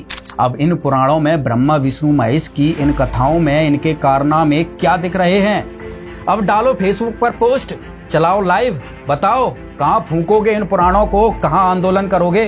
गीता प्रेस गोरखपुर को कब फूंकने जा रहे हो? दर्शकों, जब से इस राक्षस हिमांशु ने इन किताबों को फाड़ा है, जलाया है, तभी से उत्तराखंड में भी संत रामपाल जी महाराज के भक्तों में काफी रोष है। देखिए हमारी एक रिपोर्ट। सत्य हमेशा कड़वा होता है और इसीलिए कुछ लोग इसे निगलने की बजाय इस पर उंगलियां उठाने लगते हैं। ऐसा ही उत्तराखंड का एक महाठग है हिमांशु जोशी, जिसके आए दिन सोशल मीडिया पर बयान वायरल होते हैं। हमारी आईडी हमेशा भड़काऊ बयानों के अंतर्गत ही रहती है। इस महाठग का ये कहना है कि संत रामपाल महाराज की जितनी भी पुस्तकें हैं, जितने भी आश्रम हैं, वे सभी फर्जी हैं। आश्रम हल्द्वानी में खड़ा हो गया, किसने इसके लिए अनुमति दी है? कौन ऐसा सनातन का द्रोही है? और कई सारी ऐसी किताबें उसके द्वारा छापी जा रही हैं, वितरित की जा रही हैं, जिसके लिए भी कोई प्रमाण उसके पास वैध लाइसेंस नहीं है। कि ऐसा आश्रम हल्द्वानी में कैसे बन गया है जिसकी कोई वैधता नहीं है, जिसका कोई लक्ष्य नहीं है, कोई विजन नहीं है, जो सनातन धर्म के खिलाफ जाकर के काम कर रहा है। और अपने आप को सनातन हितैषी बताने वाले हिमांशु जोशी का आज पूरा काला चिट्ठा इस वीडियो में खुलकर रहेगा। हिमांशु जोशी का ये कहना है कि संत रामपाल महाराज और संत रामपाल महाराज के अनुयायी अनपढ़ हैं, वे कुछ नहीं जानते। पहाड़ के लड़के, पहाड़ की महिलाएं, हल्द्वानी के रिक्शे ठेले वाले, ऐसे लोग जो अपने सनातन धर्म की जानकारी नहीं रखते हैं, उनके पास समय ही नहीं है, उनके जिंदगी में सिर्फ दिन भर कमाना और शाम को खाने का वो चीजें हैं। तो ऐसे लोगों को ये लोग टारगेट करते हैं जिन्होंने अपने धर्म के ग्रंथ कभी नहीं पढ़े। आज उसके सभी दावों का यहाँ पर काउंटर होगा। हमारे साथ पवित्र शास्त्र मौजूद हैं और संत रामपाल महाराज की विवादित पुस्तकें जो सोशल मीडिया पर आए दिन वायरल हो रही हैं। लाइव में इन पुस्तकों को टेलीकास्ट किया जा रहा है। इन पुस्तकों में कुछ ऐसी बातें लिखी हैं जिनका खंडन करते हुए हिमांशु जोशी रोज वीडियोस बना रहा है। तो सबसे पहला सवाल ये रहेगा कि आखिर संत रामपाल महाराज ने ऐसा क्या इन पुस्तकों में लिखा है जो समाज से हटा देनी चाहिए, इनको बैन कर देना चाहिए? क्या बताएंगे?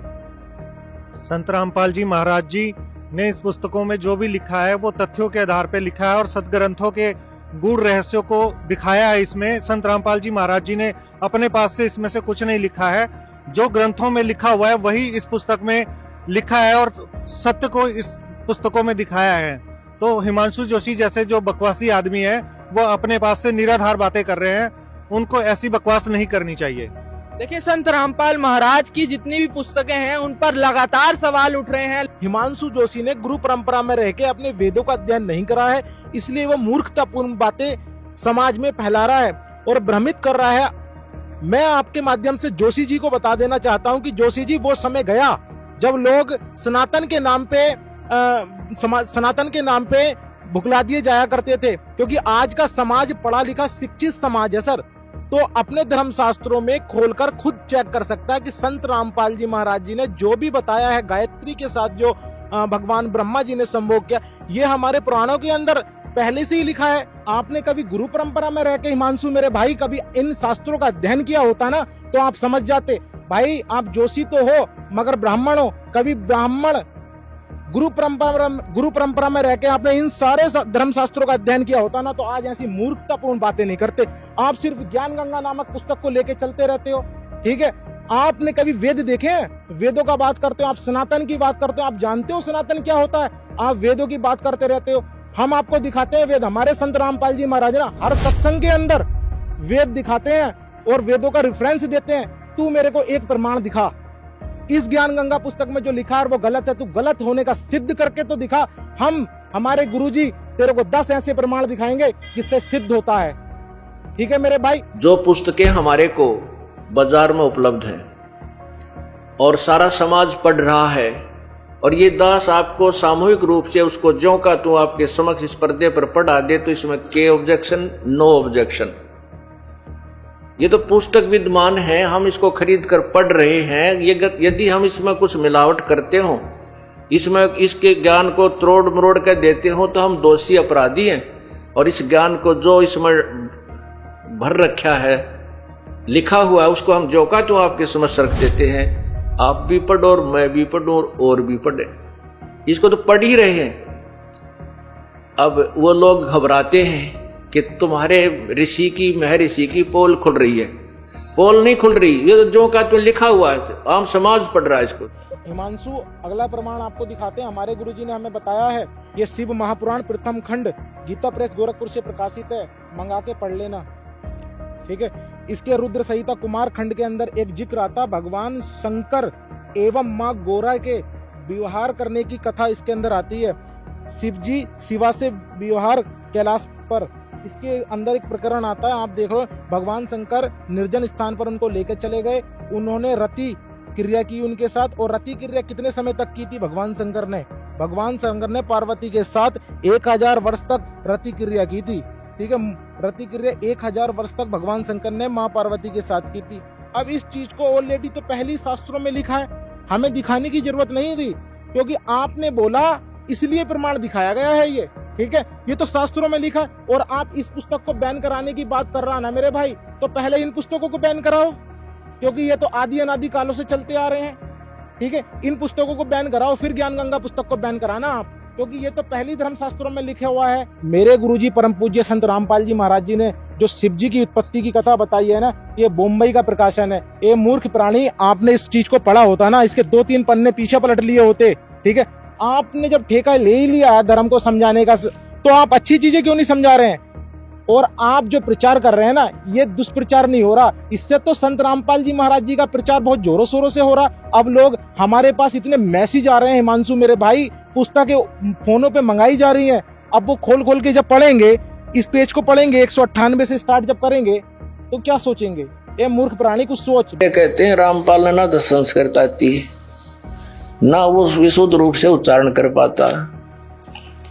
अरे भले आदमियों, जैसे कोई बालक है, छोटा सा बच्चा तोतला बोलता हो, तो माँ उसकी सारी भाषा समझती है। भी केव चाव है, दूध मांगे है, रोटी मांगे है, रोटी कहेगा तो भी माँ समझ जाएगी रोटी मांगे है, दूध दू करेगा तो भी समझ जाएगी दूध मांगे है। तो नो समझ लो, दास उस परमात्मा का बालक है, और मेरा परमात्मा मेरी सारी भाषा समझता है।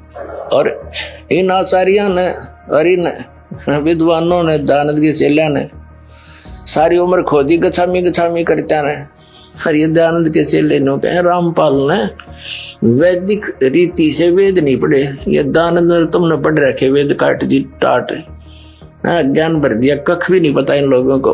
और सबसे बड़ी खुशी तो ये मनानी चाहिए, इनको कुछ अकल आनी चाहिए जो विरोध कर रहे हैं दास का, कि ये कहते हैं रामपाल ने संस्कृत नहीं आती, और ये सारे ग्रंथ खोल के दर दिए। तो यही दिमाग से काम ले लो, हु इज रामपाल, ये दास उस परमात्मा का। मेरे भाई, ये धर्मशास्त्र आज के नहीं है, ये पुराने हैं। और आप इस ज्ञान गंगा पुस्तक को बैन कराने की बात कर रहे हैं, इसको उत्तराखंड से बैन कराने की मांग कर रहे हैं, तो आप इन शास्त्रों को बैन कराइए। और आप चंद गुंडों को लेकर नामदान पे जाके हंगामा करते हैं। हमें भी हमारे राइट्स पता हैं, मगर हम गुरु मर्यादा में रहते हैं, हम हिंदू हैं। और तुम हिंदू और सनातन का जो ढोल पीटते हो ना, आप ना सनातनी हो ना हिंदू हो, क्योंकि सनातन धर्म की मुख्य परिभाषा है कि अपने संतों और गुरुओं का सम्मान करना सिखाता है सनातन धर्म। आप संत रामपाल जी महाराज को तू और अवे से बात करते हो, आपको पता है कि संत जी की उम्र क्या है? वैसे संत की उम्र आकी नहीं जा सकती, फिर भी संत रामपाल जी महाराज जी की उम्र 74 वर्ष की हो चुकी है। आपको पता है कि 74 वर्ष के व्यक्ति को जो जिसका पूरे वर्ल्ड में जिसकी संस्था कार्य कर रही हो, अरे तेरी 2 कौड़ी की संस्था सिर्फ तेरे वार्ड में काम कर रही है, ठीक है, और जो संस्था पूरे वर्ल्ड लेवल पे काम कर रही है तू उससे टकरा रहा है और तू कहता है कि इनके फर्जी आइडिया बना रखी हैं, ये कुछ चुनिंदा लोग हैं। भाई फर्जी आइडिया नहीं बना रखी, इस भ्रम में मत जी।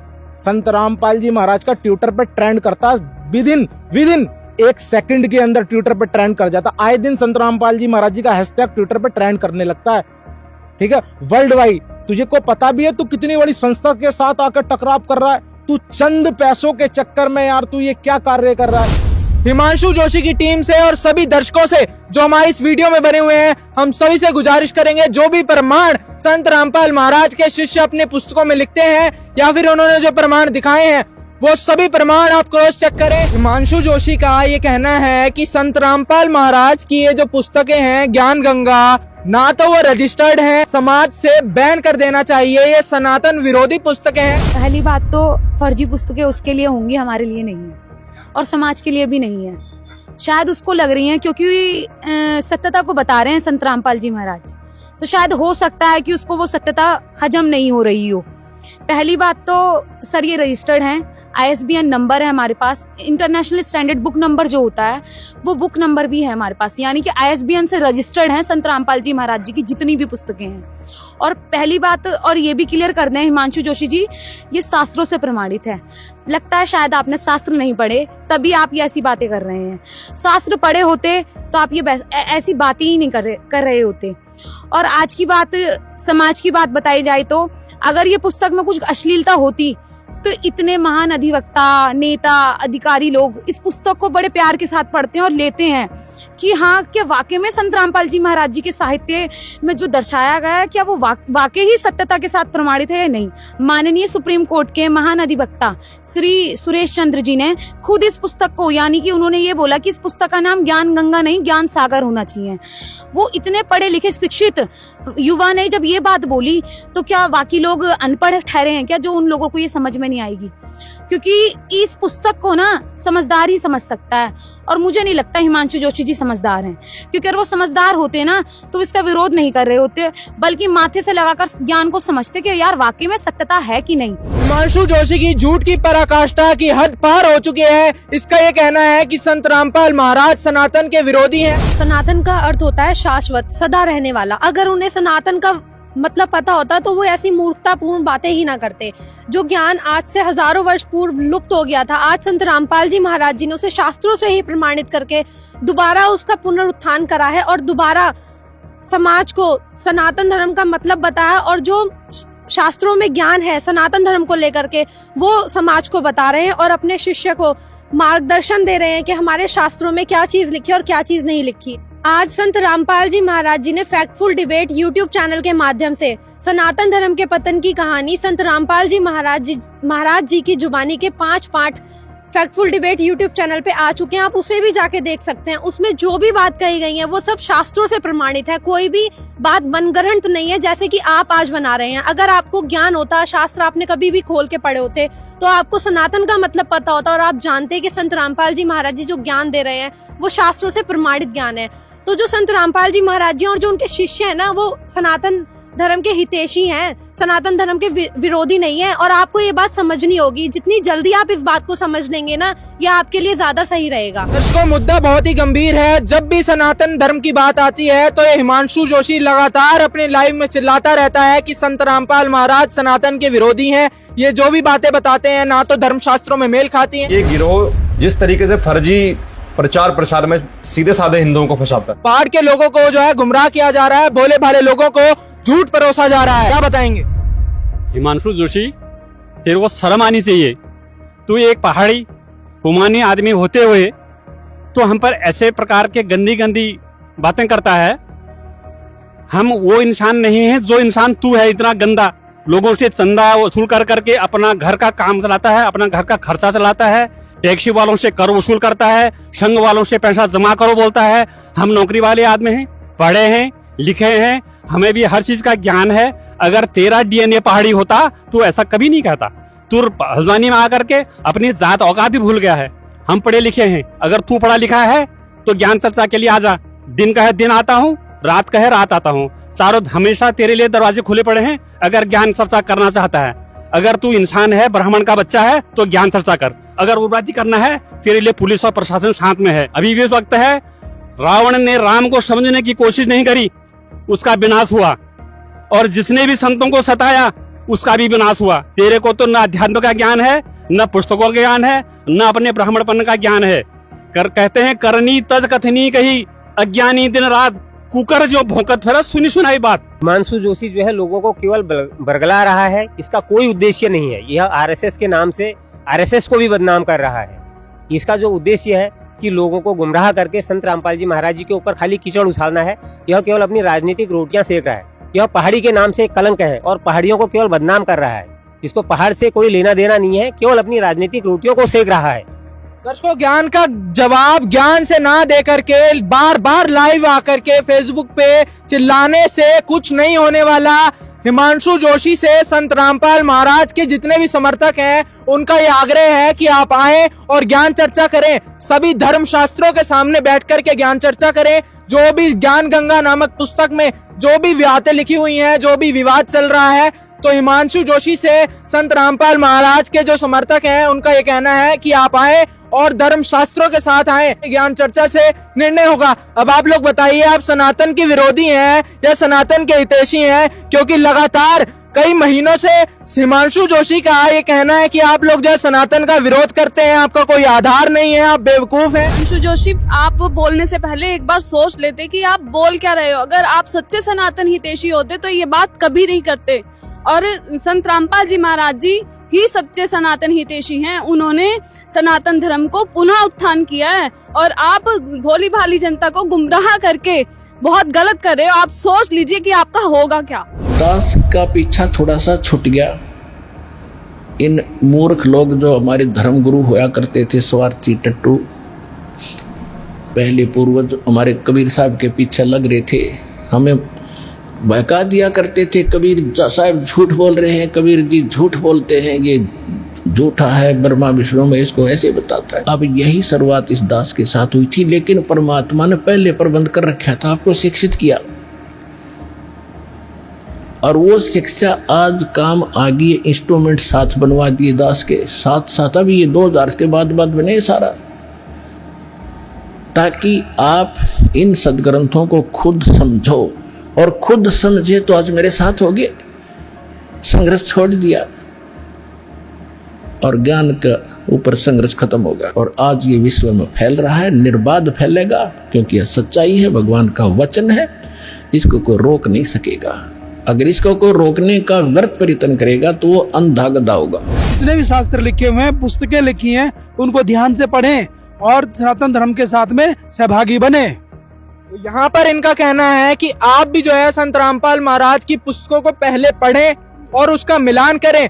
इस पवित्र समाज में फुहड़ता ना परोसें। ऐसे न्यूज की भी आपसे गुजारिश है कि बिना प्रमाणों के, बिना तथ्यों को जाने सिर्फ और सिर्फ लाइव टीवी चैनलों पर चिल्लाने से बात नहीं बनेगी। समाज पढ़ा लिखा है, संत रामपाल महाराज के समर्थक पढ़े लिखे हैं, कोई बेवकूफ नहीं है कि उनका सिर्फ और सिर्फ यही कहना है कि आप ज्ञान का उत्तर ज्ञान से दें। बार बार चैनल्स पर चिल्लाने से जो है बात नहीं बनने वाली। हमारे लोगों का, सीधे साधे लोगों का जो उनकी धार्मिक आस्था है उसका फायदा उठा करके उनका माइंड वॉश कर रहे हैं, उनका गलत रास्ते पर लेके जा रहे हैं। हिमांशु जोशी का जो ये कहना है कि संत रामपाल महाराज के जितने भी नाम दीक्षा केंद्र हैं, जितने भी लोग संत रामपाल महाराज से जुड़ते हैं, या उनका जो है माइंड वॉश कर दिया जाता है, उनको जो है ब्रेन वॉश करके अपने आश्रम में जोड़ लिया जाता है।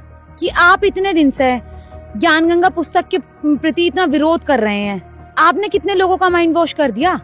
आपके कहने से लोग भ्रमित नहीं होंगे, शिक्षित हैं, क्योंकि चाहे आप कितनी कोशिश कर लो पर आपके कोशिश करने से ना हमारा माइंड वॉश होगा। और आप कह रहे हैं ना संत रामपाल जी महाराज जी हमारा माइंड ब्रेन हमारे माइंड का वॉश करते हैं। संत रामपाल जी महाराज जी किसी के माइंड का वॉश नहीं करते, सब पढ़े लिखे हैं, भगवान ने बुद्धि दी है और भगवान ने अपने ज्ञान को बताने के लिए शास्त्र दिए हैं। और आज जैसे कि इस भारत का संविधान भारत के लोगों के लिए बहुत महत्वपूर्ण है, ऐसी ही हर एक धर्म के लिए उसके शास्त्री उसका संविधान है। और हिंदू धर्म के शास्त्री हिंदू धर्म यानी सनातन धर्म के शास्त्र हैं। और आज संत रामपाल जी महाराज जी वास्तविक सनातन हितैषी हैं, क्योंकि वो हमें हमारे संविधान का हमें ज्ञान करा रहे हैं। अगर हम अपने संविधान को ना माने तो हम दोषी कहलाएंगे, और आप अपने संविधान को नहीं मान रहे हो तो दोषी तो आप हो या हम। अब आप खुद सोच लीजिए कि सनातन हितैषी कौन है और सनातन विरोधी कौन है। तो यहाँ पर संत रामपाल महाराज के समर्थकों का यही कहना है कि बिना तथ्यों के बात आप जो कर रहे हैं उससे कब काम नहीं चलने वाला है। आप लोग पहले रिसर्च करें, फिर संत रामपाल महाराज के ज्ञान पर सवाल उठाएं। अपने आत्माओं इन्होंने ऐसा जुल्म कर रखा है, ये हितैषी नहीं है किसी जनता के। हितैषी होते स्वीकार करते कि सच्चे गलती हो रही है और प्रमाण दिखा रहा हूं, फिर भी ना मानने देते। तो इन जैसे तो दुष्ट हो ही नहीं सकते धरती पे। ये आचार्य क्या आचार्य है फिर, ये जो सच्चाई को जनता से दूर रखने के लिए जुल्म करवा दिया। दूसरा, संत रामपाल महाराज के समर्थकों पर यह सवाल उठ रहा है। हिमांशु जोशी का ये कहना है कि संत रामपाल महाराज के नाम दीक्षा केंद्र से महिलाओं को गायब किया जाता है, उनके साथ जो है गलत काम किए जाते हैं। हल्द्वानी उत्तराखंड में जो नाम दीक्षा केंद्र बनाया गया है वहां पर महिलाओं के साथ जो है गलत कार्य होते हैं। आप लोग जो है उत्तराखंड के ही निवासी हैं। अब मैं आपसे जानना चाहूंगा, आप लोग भी पढ़े लिखे हैं, अब आप इस विषय पर क्या बताना चाहेंगे? क्या गलत काम होते हैं ऐसे नाम दीक्षा केंद्रों में? जो हिमांशु जोशी जी ने ये बात कही है कि ये यहाँ पे औरतों को या महिलाओं को यहाँ से सप्लाई किया जाता है, सबसे पहली बात तो उन्होंने अपनी अज्ञानता का परिमाण खुद ही दे दिया कि वो कितने पढ़े लिखे हैं, कितने समझदार है। वो इतनी बड़ी बात बोल रहे हैं, ये छोटा मोटा काम होता है क्या? यहाँ से उठाया और वहां पे ट्रांसफर कर दिया। हिमांशु जोशी जी, आप सोच समझ के बोलिए जो आप ये बात बोल रहे हो। यहाँ पे जो आज तक हमें जो औरतों को सम्मान नहीं मिला है, वो सम्मान हमें संत रामपाल जी महाराज जी का ज्ञान समझ के, उनकी शिक्षा ग्रहण करके हमें सम्मान मिला है। संत रामपाल जी महाराज जी के आश्रम में औरतों को जो सम्मान दिया जाता है आज तक कभी हमें समाज में नहीं मिला है। संत रामपाल जी महाराज जी के जो उद्देश्यों में दो सबसे बड़े उद्देश्य ये है, भ्रूण हत्या को खत्म करना। क्या आप आज तक भ्रूण हत्या के खिलाफ कुछ कदम उठा पाए हैं? संत रामपाल जी महाराज जी ने इसके खिलाफ भी कदम उठाया है। दूसरा, दहेज, जो आज सबसे बड़ा श्राप बन चुका है एक औरत के लिए कि दहेज नहीं होगा तो उसकी शादी नहीं होगी, या तो उसके माँ बाप उसे मार देंगे या फिर वो ससुराल जाके जला दी जाएगी। क्या आपने इसके खिलाफ कभी कोई कदम उठाया है? संत रामपाल जी महाराज जी ने उठाया है। संत रामपाल जी महाराज जी ने हमें खुल के सांस लेने का मौका दिया है। संत रामपाल जी महाराज जी के आश्रम में दहेज मुक्त शादियां कराई जाती हैं। आज एक शादी करनी हो ना तो एक बाप को ना पूरी जिंदगी लगानी पड़ जाती है। संत रामपाल जी महाराज जी के आश्रम में समागमों में और वैसे भी इतनी रमैनियां कराई जाती हैं, इतनी शादियां कराई जाती हैं जो संत रामपाल जी महाराज जी के अनुयायी बिना दहेज के करते हैं। वहाँ पे इतना जो सुकून मिलता है उन लड़कियों को संत रामपाल जी महाराज जी के आश्रम में ही आके उनका ज्ञान समझ के ही मिला है। और दूसरा, जो आप संत रामपाल जी महाराज जी को ऊपर इल्जाम लगा रहे हैं कि वो यहाँ पे औरतों का व्यापार करते हैं, यहाँ से वहाँ ट्रांसफर करते हैं, क्या आप छोटी मोटी चीज समझ रहे हैं? क्या आप इससे ये भी कहना चाह रहे हैं कि जो हमारी सरकार है वो अंधी है, उन्हें दिख नहीं रहा है यहाँ से हम कैसे औरतों को ले जाया जाएगा? आप जो ये अपमान कर रहे हैं हम बहनों का, उत्तराखंड की बहनों का, इसके साथ साथ पूरे समाज का आप संत रामपाल जी महाराज जी पे ये इल्जाम लगा रहे हैं, ये हमारा अपमान कर रहे हैं। आप कहना ये चाहते हैं कि हम लोगों को ज्ञान नहीं है, हम लोग अंधे हैं। और दूसरी बात, आप ये सोचिए कि हमारे भाई, हमारे बाप हम लोगों को वहाँ पे जाने दे रहे हैं तो इसका मतलब उन्होंने वहाँ पे कुछ अच्छा देखा होगा तभी वो हमें जाने दे रहे हैं।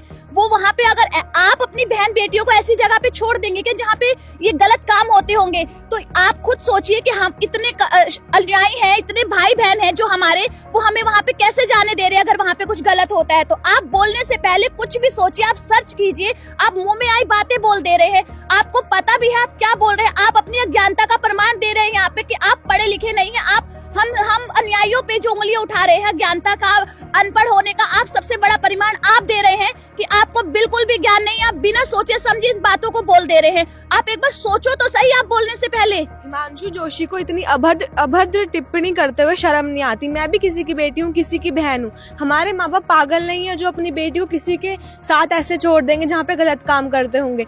वहाँ उन्होंने कुछ सोच समझ कर ही हमने संत रामपाल जी महाराज जी से नाम दीक्षा ली है। मैं भी एजुकेटेड हूँ, मुझे ही पता है क्या गलत है क्या सही। मैं हिमांशु को आज ही इन्वाइट करती हूँ कि जून में संत रामपाल जी महाराज जी का समागम आ रहा है, वहाँ पर खुद अपनी बहनों और परिवार की जितनी भी बहन है उनको वहाँ पे लेके आना और वहाँ देखना कि महिलाओं को सम्मान किस प्रकार से मिलता है। इस अज्ञानी ने ये प्रोपेगेंडा बनाया कि महिलाओं के मुद्दे को लिया जाए और संत रामपाल महाराज को टारगेट किया जाए तभी जो है इसका मिशन सक्सेसफुल हो सकता है। लेकिन इस अज्ञानी को यही नहीं पता कि संत रामपाल महाराज के समर्थक अनपढ़ नहीं है, वो पढ़े लिखे हैं, आपको सारे प्रमाण पेश कर सकते हैं। आपका जो प्रोपेगेंडा था ये बिल्कुल गलत सिद्ध होगा और एक ना एक दिन जो संत रामपाल महाराज के समर्थक ये ढेरों प्रमाण लेके घूम रहे हैं और आप जो इन पर महिलाओं पर सवाल उठा रहे हैं ये कहीं ना कहीं आप पर उल्टा ना पड़ जाए, तो सोच समझ के आगे कदम बढ़ाना, क्योंकि संत रामपाल महाराज के आश्रम में महिलाओं को इतनी इज्जत दी जाती है जिसे देखकर आप भी हैरान हो जाएंगे।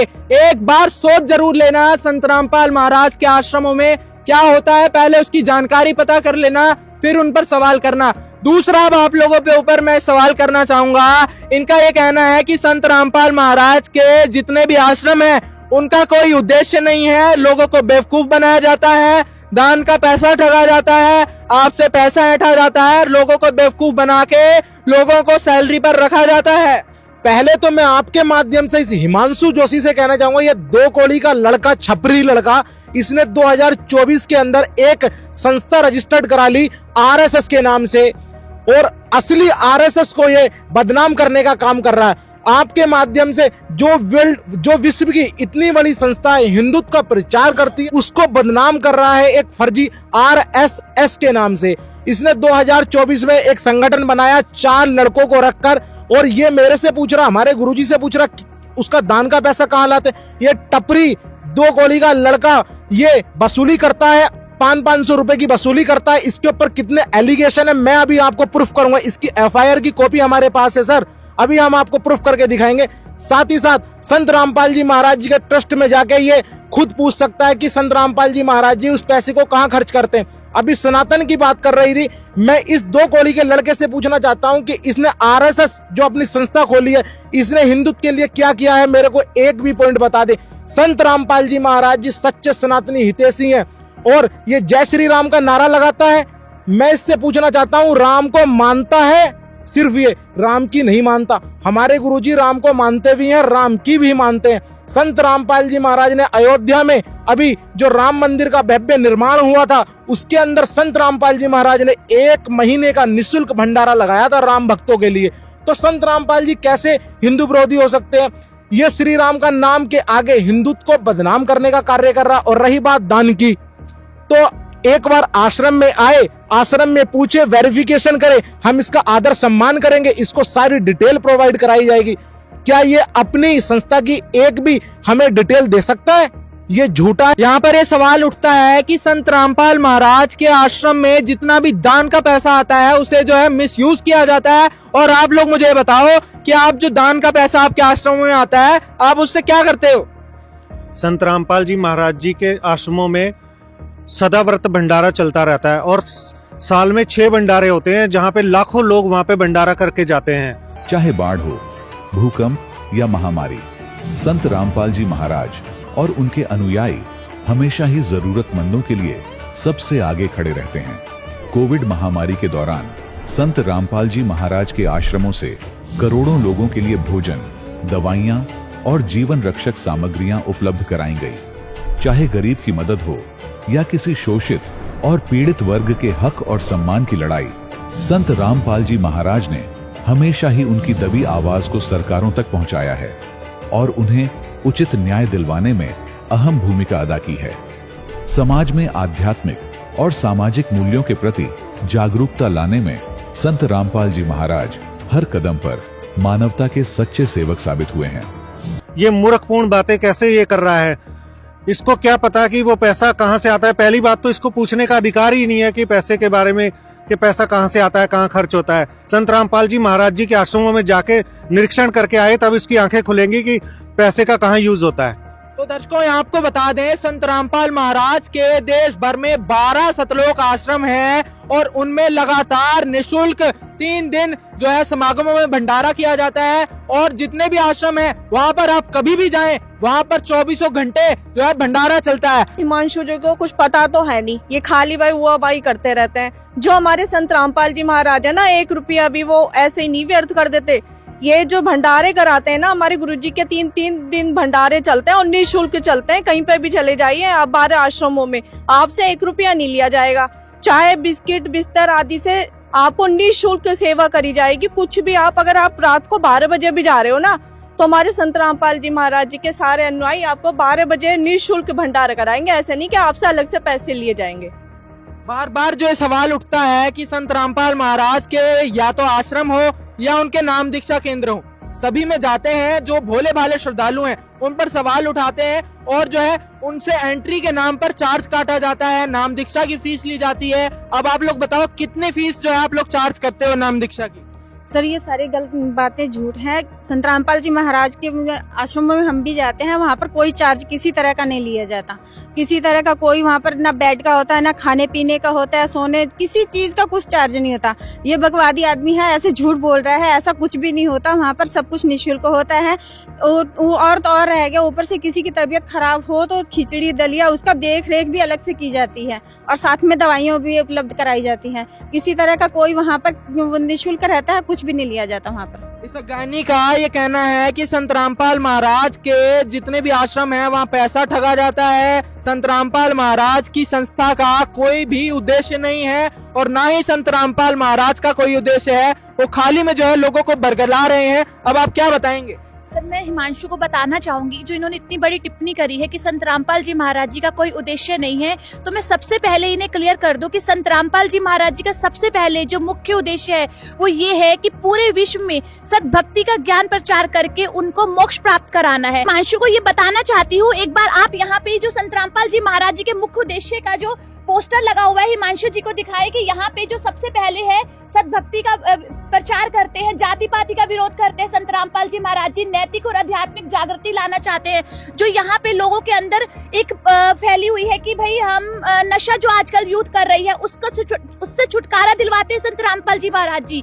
नशे के विरोधी हैं संत रामपाल जी महाराज जी। संत रामपाल जी महाराज जी का कोई भी अनुयायी कभी भी किसी तरह का कोई नशा करता हुआ नहीं मिलेगा। आपकी तरह नहीं है कि नशा चढ़ाया और कुछ भी किसी के खिलाफ बोल दिया। संत रामपाल जी महाराज जी और उनके अनुयायी पूरी होशों में सारे काम करते हैं। संत रामपाल जी महाराज जी शांति और भाईचारे का प्रचार करते हैं। संत रामपाल जी महाराज जी किसी भी तरह की आपकी तरह सड़कों पे उतरने के लिए नहीं कहते अपने अनुयायियों को। संत रामपाल जी महाराज जी हर तरह से शांति का प्रचार करते हैं। इस अल्पज्ञानी हिमांशु की बौखलाहट आपको लगातार चैनल्स पर देखने को मिलेगी, कभी फेसबुक लाइव पे, कभी यूट्यूब पे। इसके बौखलाहट का ये कहना है कि संत रामपाल महाराज के जो नाम दीक्षा केंद्र उत्तराखंड में खोले हुए हैं, हल्द्वानी में जो नाम दीक्षा केंद्र जो बना हुआ है उसको इसकी जो फर्जी आरएसएस की कमेटी है ये बंद करवा के छोड़ेगी। उत्तराखंड में एक भी समर्थक संत रामपाल महाराज का नहीं बचेगा। मेरी इतनी हिम्मत नहीं है जो किसी नामदान पे कोई उंगली उठा सके। अगर हिम्मत है, अगर तेरे अंदर तो कोई करा के देगा बंद, कैसे कराएगा?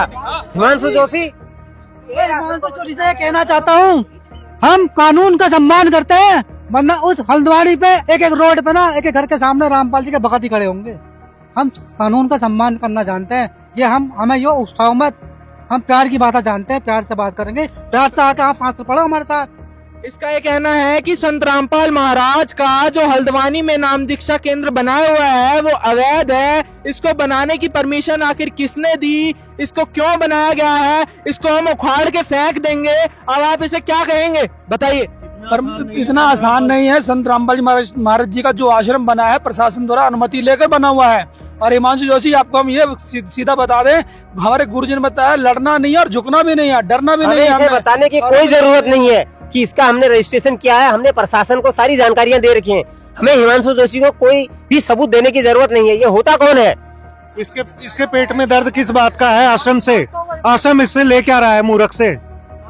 ये सिर्फ और सिर्फ पाखंडी आदमी है, पाखंडी। सिर्फ सर आपके माध्यम से मैं बताना चाहूंगा, ये उत्तराखंड में अराजकता का माहौल पैदा कर रहा है। सिर्फ और सिर्फ ये धर्म के नाम पे, जातिवाद के नाम पे सबको लड़ाना है। मैं आपको बता दूं, हिमांशु जोशी सिर्फ एक ऐसा व्यक्ति है, ये समाज के अंदर एक कीड़ा है। ये संत रामपाल जी महाराज के समर्थकों में और हिंदुत्व के नाम में एक टकराव पैदा करना चाहता है।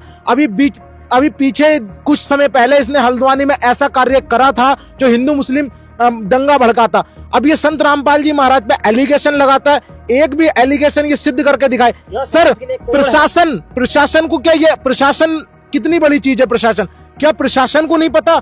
नगर पालिका के अंदर, नगर निगम के अंदर वहां पर इतना बड़ा बिल्डिंग बनके खड़ी हो गई, क्या प्रशासन को नहीं पता? सर सारे कार्य संत रामपाल जी महाराज शुरू से हमारे गुरुदेव परम पूज्य संत रामपाल जी महाराज सारे कार्य जो भी करते हैं प्रशासन के अनुसार करते हैं, ठीक है, संविधान के अनुसार करते हैं। और ये संविधान की बात बोलता है, हमें भी हमारे मूल अधिकार हमें भी पता, हमें भी सारे ये कहना है कि संत रामपाल महाराज का जो आश्रम बना हुआ है इसे बनाने की कोई अनुमति नहीं है, फर्जी आश्रम है। जितने भी नाम दीक्षा केंद्र बनाए हुए हैं ये बिल्कुल फर्जी हैं, ना तो इनका कोई रजिस्ट्रेशन है और ना ही इन लोगों को जो है आश्रम बनाने का अधिकार है। इन्होंने अपने धार्मिक शास्त्रों को तो पढ़ा ही नहीं है। कहीं ना कहीं इनकी मूर्खतापूर्ण बातों से ये पता चलता है कि इन्होंने अपने भारत के संविधान को भी नहीं पढ़ा। मैं आपके माध्यम से हिमांशु को ये बताना चाहूंगी कि हमारे भारत के संविधान में अनुच्छेद 25 से लेकर 28 तक हमें ये अधिकार दिया गया है कि हम किसी भी धर्म को मान सकते हैं और अपने धर्म का प्रचार प्रसार पूरे भारत में कहीं भी कर सकते हैं। जब हमें ये अधिकार हमारे संविधान से मिला है तो हिमांशु जोशी कौन होते हैं हमें रोकने वाले? इनका कोई हक नहीं बनता हम पे टिप्पणी करने के लिए। इसी के साथ साथ संविधान के 42वें संशोधन द्वारा हमारे प्रियम्बल में, जिसको प्रस्तावना बोला जाता है, प्रस्तावना में पंथ निरपेक्ष शब्द जोड़ा गया था और प्रस्तावना को संविधान का भाग माना जाता है। इसमें केशवानंद भारती केस आया था। अगर आपने थोड़ा भी पढ़ा होगा ना तो आप इस बारे में जानते होंगे। केशवानंद भारती केस में 13 जजेस की बेंच बैठी थी, जिसमें जो फैसला आया था कि जो हमारी प्रस्तावना है उसे भी संविधान का भाग माना जाएगा।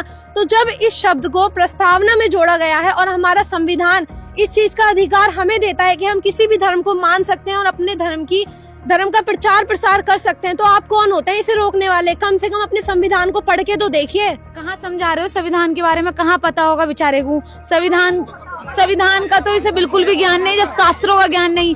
पहली बात तो ये अपने पीछे जोशी लगाता है, मानते हैं कि ये एक पुरोहित है यानी कि ब्राह्मण है। ब्राह्मण का अर्थ जानता भी है कि ब्राह्मण का अर्थ क्या है? ब्राह्मण वो है जो ब्रह्म का ज्ञान रखता है और पंडित वो है जो पिंड का ज्ञान रखता है। ना तुझे ब्रह्म का ज्ञान है ना ही तुझे पिंड का ज्ञान है। और रही बात, जब तुझे शास्त्रों का ज्ञान नहीं तो तू भारत के संविधान को कैसे मानेगा? और बात कर रहा है ना कि भारत के संविधान की, संविधान हमें धार्मिक स्वतंत्रता का अधिकार देता है। हम किसी भी रूप में धर्म को मान सकते हैं और भगवान को भी मान सकते हैं। मानव को ये पूर्व अधिकार है। संविधान की बात बता रहे हो, ये कुछ संविधान को नहीं जानता। अगर इसको संविधान के बारे में थोड़ी भी जानकारी होती, ये किसी पर इस प्रकार से कोई भी उलाहना नहीं लगाता या लांछन नहीं लगाता। ये टपोरी सिर्फ झगड़ा कराना जानता है, इस टपोरी को कुछ नहीं पता, सिर्फ झगड़ा कराना जानता है। ये दर्शकों, समाज में फूटता परोसता हुआ हिमांशु जोशी लगातार सोशल मीडिया पर यह दावा कर रहा है कि संत रामपाल महाराज के आश्रम फर्जी हैं, कोई भी इनको जो अनुमति नहीं है। लेकिन उसके विपरीत संत रामपाल महाराज के पढ़े लिखे अनुयायियों ने यहाँ पर यह बताया कि कॉन्स्टिट्यूशन जब उन्हें अधिकार देता है तो तुम कौन होते हो संत रामपाल महाराज के आश्रमों पर सवाल उठाने वाले? तू क्या संत रामपाल जी महाराज के ऊपर झूठे एलिगेशन लगाता? मेरे पास तेरा सारा काला चिट्ठा है, मैं तेरी FIR नंबर के साथ यहाँ पर मौजूद हूँ। हिमांशु जोशी, तू 2 कौड़ी का इंसान, ठीक है, गांव का टपरी, तू संत रामपाल जी महाराज पे एलिगेशन लगा रहा है। IPC धारा 7, IPC धारा 126, IPC धारा 191 के तहत जो तेरे ऊपर मुकदमा दर्ज है ना, तेरे साथ तेरे 3 मित्र और हैं जिनके ऊपर तारीखें चल रही है तेरे ऊपर अवैध वसूली का सेवा संघ। ये देख हमारे पास तेरा चित्र है और बहुत जल्दी तेरी मार्कशीट के साथ हम आएंगे, ठीक है। तू कितना पढ़ा लिखा है, ठीक है। सेवा संघ संस्था पर कई अपराधों में केस दर्ज हो गया क्योंकि तूने हल्द्वानी में तू सोच रहा था टैक्सी वालों को, तू अवैध वसूली कर रहा था टैक्सी वालों के साथ, और तू ये कह रहा था कि मेरे संघ के साथ जुड़ो। भाई, संत रामपाल जी महाराज ने कभी नहीं कहा तुम मेरे साथ जुड़ो, क्योंकि संत सिर्फ सच्चाई बताता और सच्चाई को एक्सेप्ट करते। और अपने पीछे तू महान संतों के फोटो लगाता अपने ऑफिस में। तूने हनुमान जी का चित्र लगा रखा है, तू राम का नारा बोलता, जय श्री राम का नारा बोलता। तेरे को पता भी है राम कौन थे? राम के आदर्श पे चलना तो सीख। राम इतने आदर्श पूर्व भगवान थे हमारे, क्योंकि भगवान राम ने गुरु बनाए, गुरु वशिष्ठ को दंडवत प्रणाम किया, गुरु के चरणों में लेटे रहते थे हमेशा। अबे तू मूर्ख प्राणी, अपने गुरु का अपमान करता है, तू संतों का अपमान करता है। देख तेरे ऊपर कितनी सारी धाराएं लगा रखी हैं। भाई हिमांशु जोशी, मैं तुझे अपने भाई की तरफ पहले समझा रहा हूँ, तू नहीं माना तो संत रामपाल जी महाराज की लीगल टीम एक्शन तेरे ऊपर बहुत जल्द लेने वाली है, क्योंकि तूने संत रामपाल जी महाराज को बहुत हो गया अब तो शब्द बोल रहा है तू। क्यों? संत रामपाल जी महाराज के करोड़ों में अनुयायी हैं, तूने उनकी भावनाओं को ठेस पहुंचाया। तेरे ऊपर मानहानि का दावा हम करेंगे। हमारी आश्रम की लीगल टीम तेरे ऊपर एक्शन लेने के लिए तैयार है। और रही बात ज्ञानगंगा को, तू उत्तराखंड में बैन कराने वाला है। अरे तू होता कौन है? तेरे अंदर दम हो तो इसको बैन करा देना। और रही बात दूसरी, ज्ञानगंगा पुस्तक जिन राज्यों से और जहां से ये इसको क्लीन चिट मिल चुकी है, वहां पर तेरे ऊपर केस होंगे अब, ठीक है। अरे तू समझ क्या रहा है इस संस्था के विषय में, ठीक है। पूरे वर्ल्ड में संस्था काम कर रही है, तेरे ऊपर अब इतने केस होंगे। तूने संत रामपाल जी महाराज के भक्तों की भावनाओं को ठेस पहुंचाया, तूने एक महापुरुष के बारे में अब्द शब्द बोले हैं, तूने 2023 के अंदर तूने एक अपराध किया था, हम तब भी चुप रह गए थे। तूने भरी समाज में हमारे परम पूज्य परम पिता सदगुरु रामपाल जी महाराज जी की पुस्तकों को जलाया था। इसके अंदर उन संतों की महान बाणियां हैं, गुरु ग्रंथ साहिब जी की बाणियां हैं, इसके अंदर पाक कुरान शरीफ की बाणियां हैं। तूने सारे धर्मों की बाणियों को, अरे तू हिंदू है, इसके अंदर रामायण का जिक्र दिया है मेरे पूज्य गुरुदेव ने, इसके अंदर वेदों का जिक्र दिया है, तेरे ऊपर एक केस ये बनता है। और रही दूसरी बात, ठीक है, तूने हमारे परम पूज्य सदगुरु रामपाल जी महाराज का पोस्टर फाड़ा, ठीक है, उसको जलाया। तूने एक ऐसे महापुरुष का पोस्टर फाड़ा जिसके महापुरुष के इस पूरे वर्ल्ड में इतने मानने वाले श्रद्धालु हैं, क्योंकि हमारा संविधान हमें अधिकार देता है, मौलिक अधिकार से हम परिचित हैं। अब तू तैयार रहे, प्यार से मानता है प्यार से, नहीं तो तेरे पे कानूनी कार्रवाई हम करेंगे। सनातन धर्म का नकली ठेकेदार, ये हानिकारक कीटाणु, ये कहता है कि संत रामपाल महाराज बाबा कहलाने योग्य भी नहीं है, ये हत्याकांड में जेल की सजा काट रहे हैं, ये बाबा कहलाने योग्य भी नहीं है।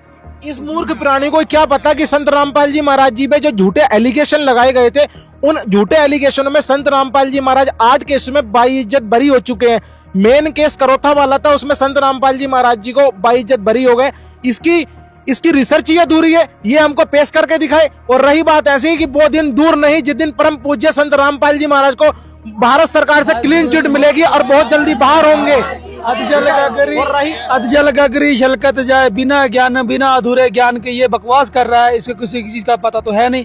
अब गुरु जी के बारे में बोल रहा है, सतगुरु रामपाल महाराज, वो तो पूर्ण संत हैं और वो पूर्ण समाज को अच्छा ज्ञान दे रहे हैं और सभी का कल्याण करवा रहे हैं और मोक्ष दे रहे हैं। ऐसी कि संत जेल में हो, जेल से बाहर हो, क्योंकि संत तो संत होता है, क्योंकि संत की शक्ति हर जगह पर्याप्त होती है। इसको अभी मूर्ख है, इसको पता नहीं।